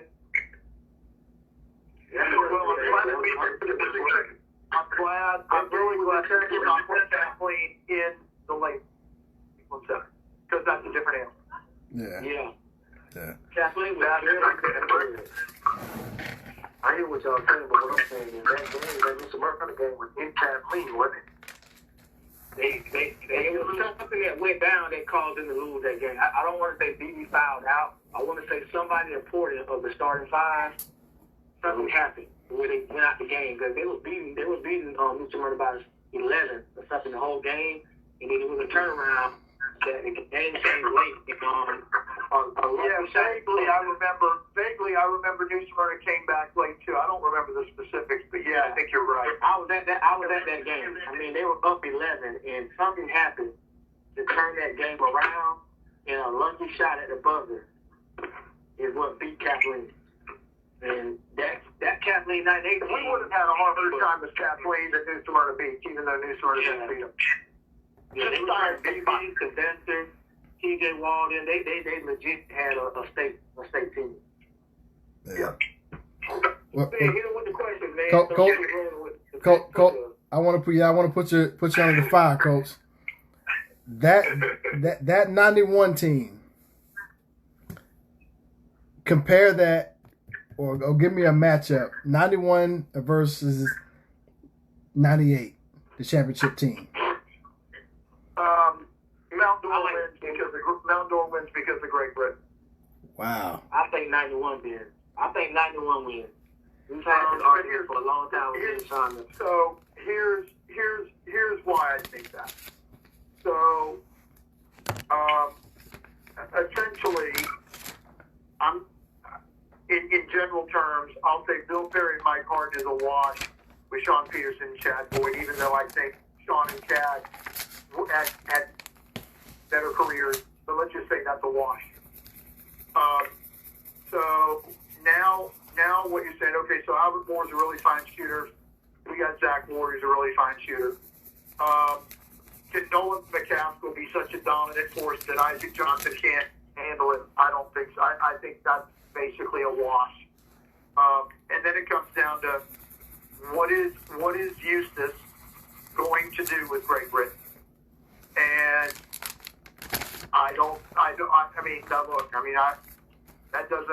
I'm not accounting for my caring and game planning and toughness and all those things. But the Great Britain that showed up in Lakeland and during the season, I don't think, and trust me, I love that Eustace team, and I tell people more about that team than a lot of people do. I don't think that Eustace team, because of grit, would have been able to win that game. If they played 10 times, Mount Dora wins 6 or 7 of them. Wow. I'm talking about one time.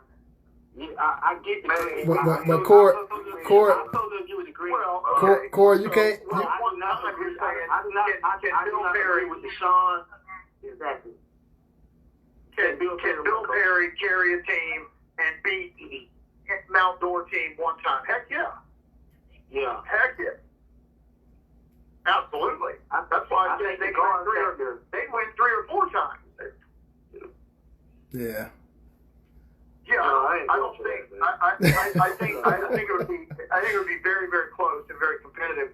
Because the one thing that the '98 team, like, very rarely did we offensively mash teams to death, and so I don't think we ever would have pounded that Eustace team ever. And I think if Eustace had one of those nights, Eustace could have put a big spot on us. Eustace could score 80 on us. That Eustace team could have a night and maybe score 80 on us one night. Man. But I don't think they'd win. I don't think they'd win a best of 9 or a best of 10. That's highly unlikely. You're speaking off a real low percentages right there. That's why I said Florida. We led the state of Florida in defense with a scoring defense average of 43 points a game. That's not going to happen. You talking about? We get all that, Sean, and coach is saying that y'all will win. That's he's giving his opinion, but I'm giving you my opinion that I think that they had something that I hadn't seen. I mean, I've seen y'all play. I just feel that Greg would have been a key factor, but Bill, Mike Harden, they had basis too now. Yeah. Yeah, Nolan. I think with you as the dominant ball handler. So, and I couldn't see Chad being a factor against Bill Basis and Mike Harden. I personally couldn't see that. I'm not taking away from what y'all team was, but I think, that team very likely would have beat y'all in one game. In a series, that's something totally different. But in one game, if we had to line up against them, if we had to line up against them in a meaningful game, we blow them out. I don't know. I don't know about the blow.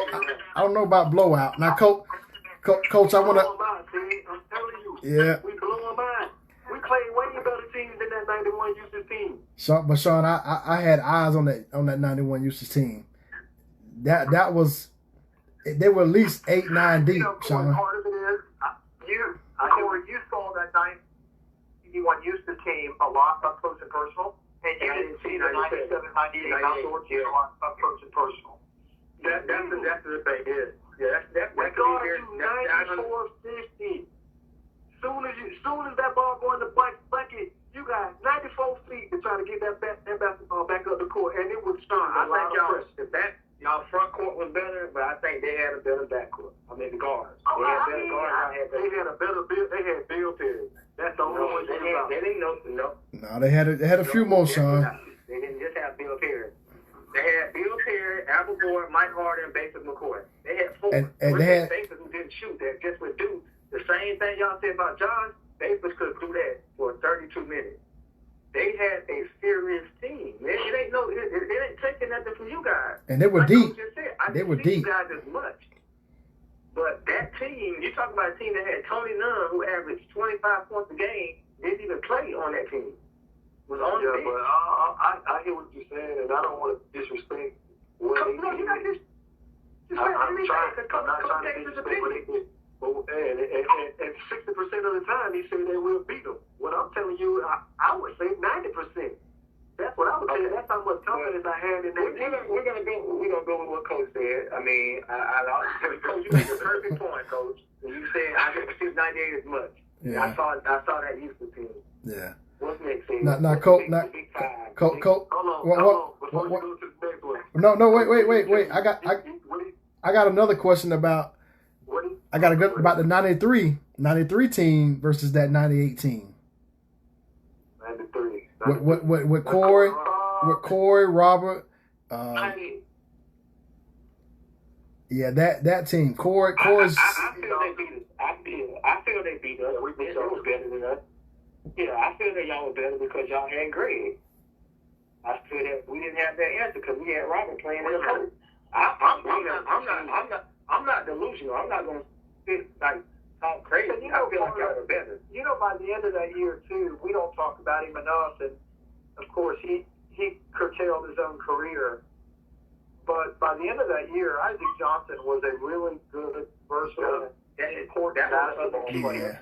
Yeah, that was the other key piece. Yep. We had to talk about him last night. Now it's funny, none of these teams were particularly deep. The 91 or the 98 team. Now maybe the 94 team potentially was a little deeper than those three, but we didn't have a beat. Yeah. I think that Greg's presence. There are very few teams that Greg's presence wouldn't have made a difference against. Now, quite honestly, the only you start talking about the Wesley Green, Jimmy Hudson Houston teams could have matched up favorably with Greg, so then it becomes a different story. Tampa Bay Prep had a 7-foot All-American who went to he's like the number 2 player in the nation. Casey Sanders. Greg destroyed that man. Greg destroyed that man. Ain't nobody saying that. That was 99. That's one of my 99 stories. Is the 99 and Tampa Prep came up, and Greg was. No, that was 98, Coach. That was 98. That was 98. They was the number 1 team in the country, in the state, and we was like number 2. And they came to Mount Dora for game 2. and we blow they behind that with Casey. Yeah. So y'all had a better. I mean, it's no give or take. Y'all honestly, y'all had a better overall team in that '94 team that we had because we didn't have a big. We had a bunch of guards. But don't take it like y'all would just blow us out because of that. Like y'all guard play would have not been our guard play. I wouldn't say we honest now, but we would eliminate y'all guard. Y'all like that. guard. You was the three. You was the three. And we got Robert Harris. But you were the three. Robert Harris was the threat. No, you ain't understand what I'm saying. You were the one that made that team go. You was the real threat. Oh, Robert Harris goes 20 points. We would have gave Robert Harris 16, 17 points, but you was the real threat. So we would have took you personal. Just like we took a person who averaged 34 points a game very personal. We took that personal. Coach, we would have. The team players on you guys. If y'all folks would have been on just taking me personal, then y'all definitely would have lost. If you're going to say it like that. Well, you're going to make that statement. You can say you're going to make that statement. What Coach? Harris ain't have another guy like Robert Harris. Coach, what do you have another Robert Harris on his team? Coach, what do you say about that? Mr. Basketball on the team. What do you say about that, Coach William? Well, Fred, here's what I know. I knew as soon as it got going, those two would be yakking at each other. They've been arguing with each other. They've been arguing with each other for 30 years. Coach, you trying to make that team just about me, though, Coach. That's crazy. Yeah, that '94 team wasn't just about me, Coach. You know that. That was a jump shooting. That was a jump shooting tumor year, Coach. Yep. But there's no man done y'all either. Yeah, that ain't even a question. Like I talk with my teammates all the time because they tell me that I talk realistic basketball. Y'all would have beat us. All right, Coach. That's a better team.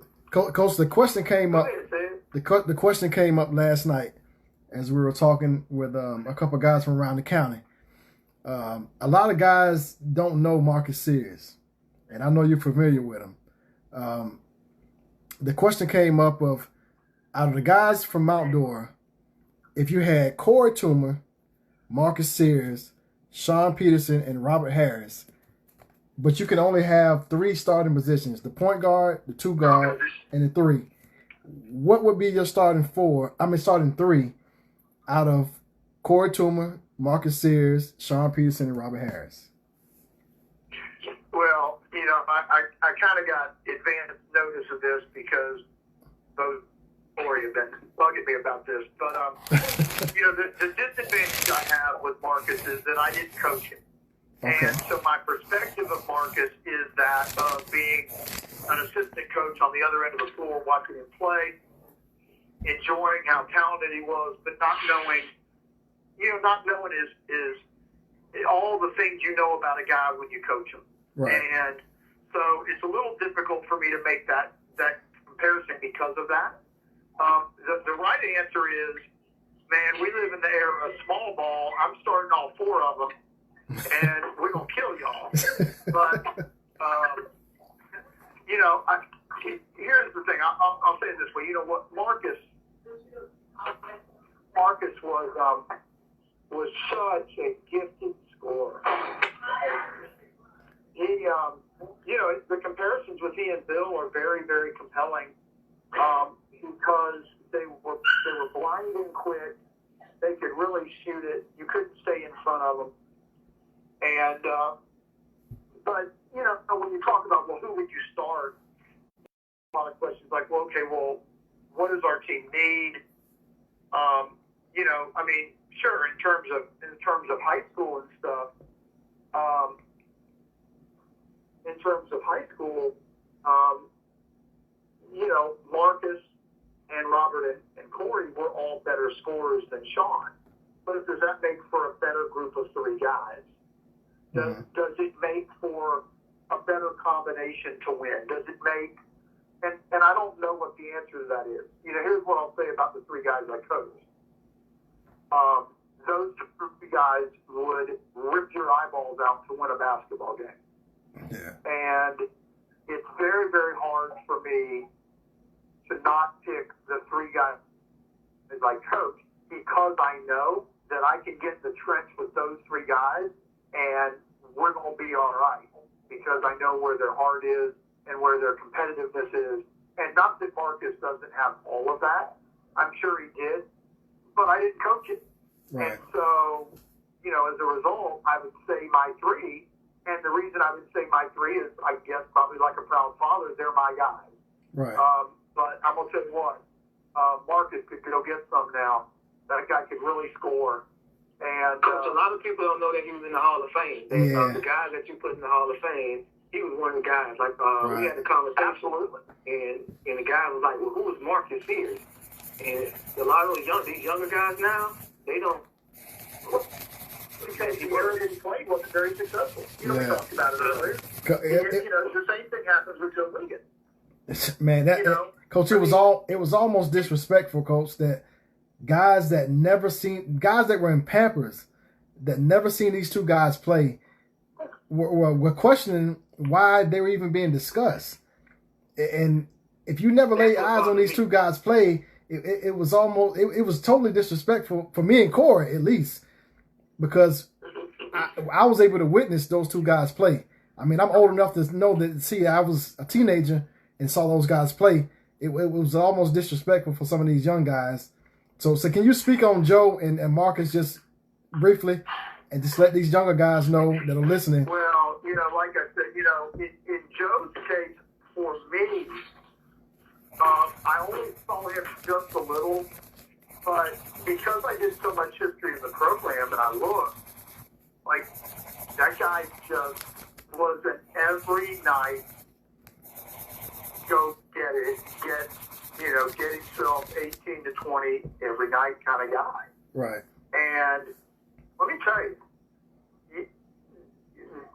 scoring 18 a game in high school basketball is a lot harder than you realize. I don't care the era. I don't care the style of play. If you're scoring 18 points a game in high school, you got something going on. And both of those guys, for their teams, were that guy. Now, teams weren't good. How would they have fit when they're playing with teams that maybe had, you know, similar guys or more talented guys, or they're playing for championships?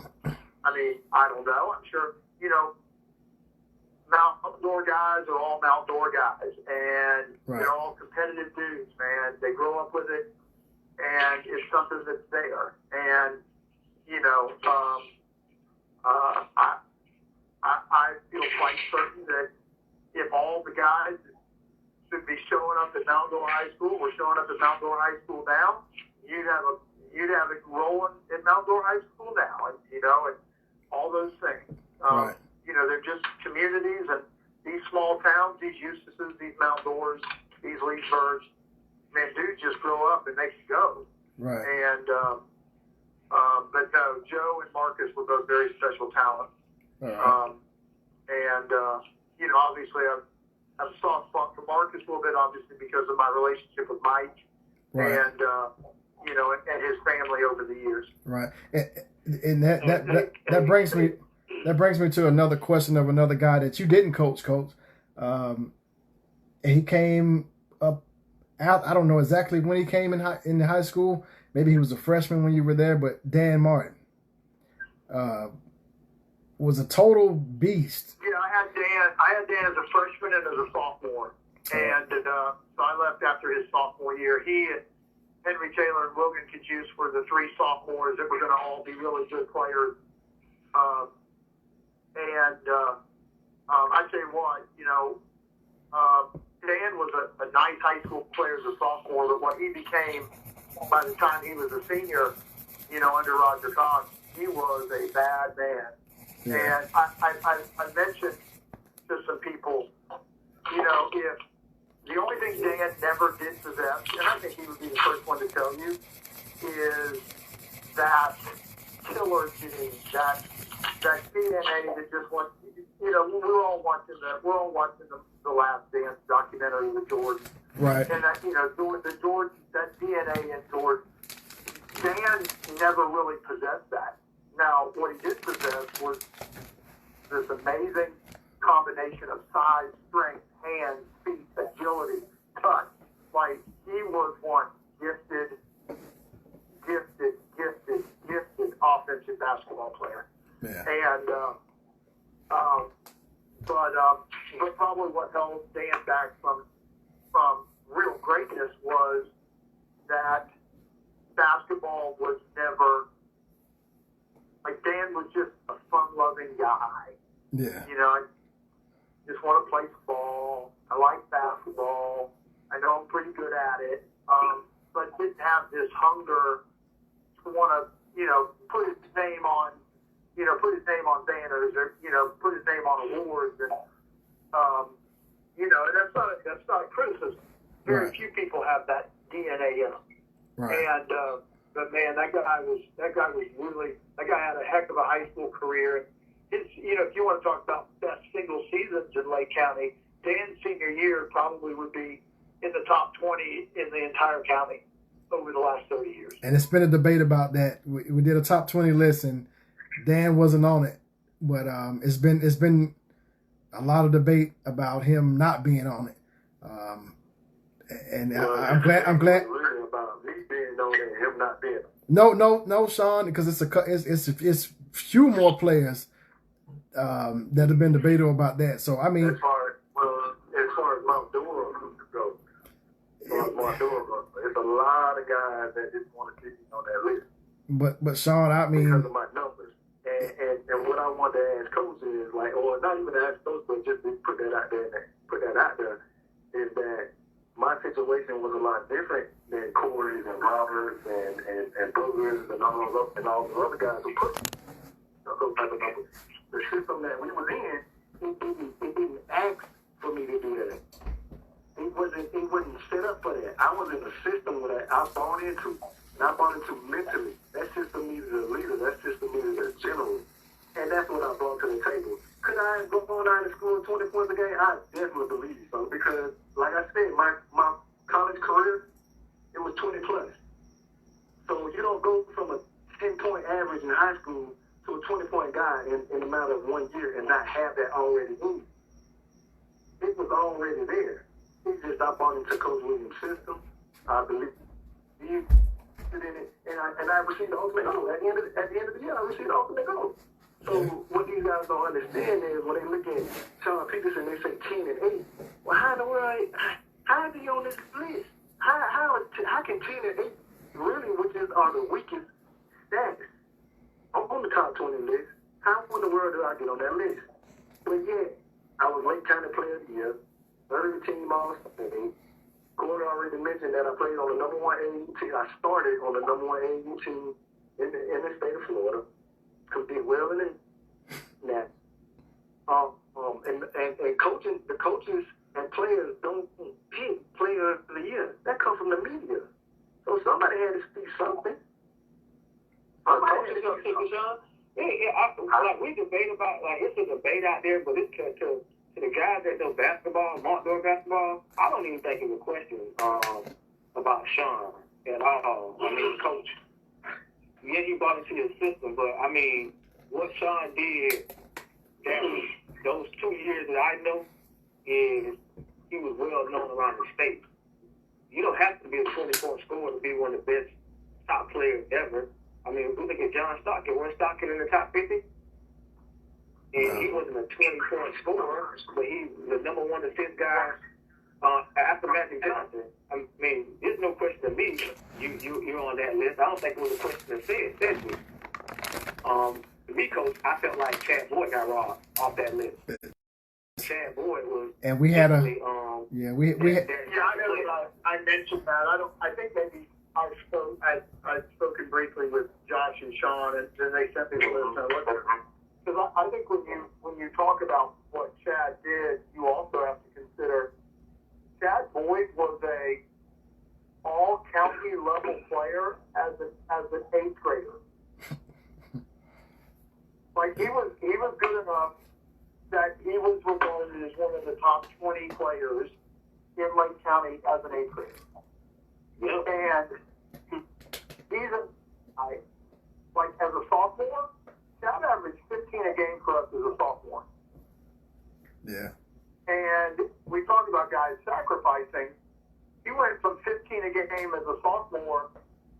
like Sean, he was in that 10, 11, 12 point a game range as a senior. He didn't get worse. He got better. But what happened is there were people around him that got better. Yeah. And surrounded by guys, and he once again, look, if there's something that my great teams over the years have always had, that is guys are unafraid of sacrifice. Now, that doesn't necessarily mean my team this year, our leading scorer averaged 19 a game. Next year, he'll probably average in the 20s. He's selfless, and he's a winner, and he's a team-first guy. So scoring averages are not necessarily an indication of attitude. But if you're going to be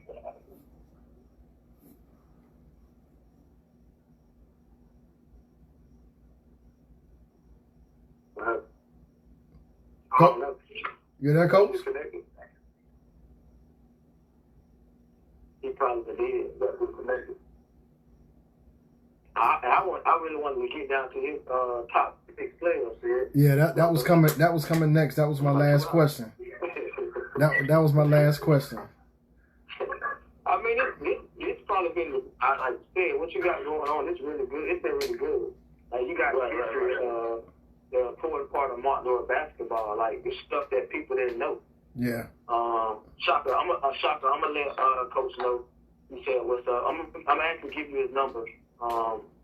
When we get off. But I mean, I like the history. Yeah, he was watching. I don't know if he still is. Yeah, he's still watching. He's still watching. I like that coach was able to let his younger crew know why we mentioned Joe and Marcus, and it wasn't just something that we came up with because they think that they don't know, man. And for Coach to mention the same thing Mike said, how Marcus was in the same caliber as Bill. Like, he was up there in that level as quickness and could score. Right. You know what I'm saying? When him and Bill 2 different players. Right. Yeah, they were 2 different players. But these young guys, man, they're not giving Marcus and Joe, they're not giving Marcus the respect that he needed to be given, bro. And it wasn't a disrespect to you, Sean, when we talked about it the other day about, because I talked to you earlier about the situation. Right. And I was telling you how, like, he brought you up and he trained you into that. This guy was already a killer. You see what I'm saying? Yeah. So that it wasn't an insult to you on that part at all. I just looked at the body of work that he did. You came up and he had to teach you his system. You know what I'm saying? And the way you brought it to his system is the same way Shaka brought it to his system, the same way Matt. You just was a better overall basketball player. You had better size than Mike and Shaka. He brought it to the system the same way. Shaka averaged almost 11 assists a game that sophomore year. He was like in the state. But you're talking about 5'7" guy compared to 6'1". You 6'1", 6'2". That's buying into that and can play on those ends. I didn't want you to think it was a disrespect to you on that level, because when I said the situation about you and Robert, the body of work, the stuff Robert did in high school, bro, was unbelievable. You know what I'm saying? Yeah. But the body of work that you put in from beginning to end, and for the style of play that you had, that's why I said, yeah, I would take you before I took Robert. Yeah. As a high school player, I would definitely, in my eyes, I would say, yeah, Robert was a better high school player than you, Sean, because I saw what Robert did. You see what I'm saying? I saw him go 20 from sophomore to senior. We looked at you as the guy that progressed after the fact. Right. Not saying that you couldn't get that, but you played that role compared to a guy like Robert was a dominant 20-point scorer, bro. If we played quarter and Coy would get 30 and he was in the top of senior, Robert would get him 32. You see what I'm saying? So when you said, oh, y'all would be focused on me, as players, then y'all ain't even buying the Coach Williams system, because what the hell y'all gonna do? What the hell y'all gonna do with Robert? Y'all were better, y'all were better, but y'all could just focus on saying, man, Robert gonna do what he gonna do. Y'all would have been at a disadvantage of thinking like that, because y'all was just, you're saying that because you looked up to me. No, look at the team we had. No, we always, our mentality was cut the head of the snake off. That's what we did. That's exactly what we did. And we felt like if we took out the team leader, the rest of the body gonna fall. But Sean, Not taking nothing away from Aaron, not taking nothing away from anyone else on that team. But if we were to go into a game and we were game planning, the primary focus of that game was to take the one person who can really, really hurt us. And that would be you. Why? Because you can do it with the ball, with your ball handling, and you can do it with your jump shot influence. We wouldn't have seen Robert that way because Robert wasn't a ball handling type of guy. We would actually have forced Robert to handle the ball. I would probably kick y'all. That was his weakness. We would have been fine with that because we would have beat y'all by 20. I don't know about 20. I don't know about 20, Sean. I don't know about 20, Sean. It worked because we played against teams that were way better than y'all, that had way better players. That team that we lost to in Kissimmee, Mitchell Baker, they had top 50 players on their team. Top 50. Listen what you're saying. I said y'all were a better team. I'm one of the few on that 94 team that was speaking realistic that y'all were better. All right, y'all had a better team. But what I'm telling you is, if you're focused. Hello? We done lost Corey too. Hello? Sean, Everybody go? Hey man, check your text messages. Check your text messages. Check your text messages, man, because I don't know if Scott was texting in the group. We had that He group text. Trying to get back on, but he couldn't. But I told him that we was wrapping it up. So. All right. Well, man, maybe it wasn't meant for, because my next question to him was going to be, I want him to name his top 5 or 6 players. Top 5. As an assistant. Top 5. Well, maybe that can be for another. Yeah. Maybe it was meant to be. Man, we running at 2 hours and 12 minutes right now. So 2 hours. yeah, it's been real, man. I really appreciate it, man. This was good, man. This was really good. Yeah, man. We're gonna keep it flowing though. We're gonna keep it flowing, man. I'm gonna have y'all guys back on, man, as a team. I want to get all y'all guys as a team. That 98 championship team, man. So I appreciate y'all time, man.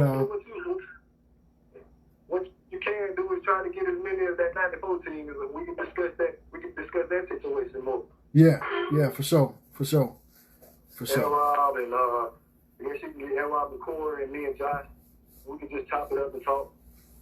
Yeah, and Josh Reed, if you're still listening, I owe you an apology, man, because you was a system defender for me for 20 years.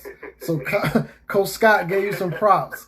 So I was always taught, man, if you put somebody out there publicly, you don't apologize to them in private. So publicly, Josh, I'm saying it to you, Josh Reed.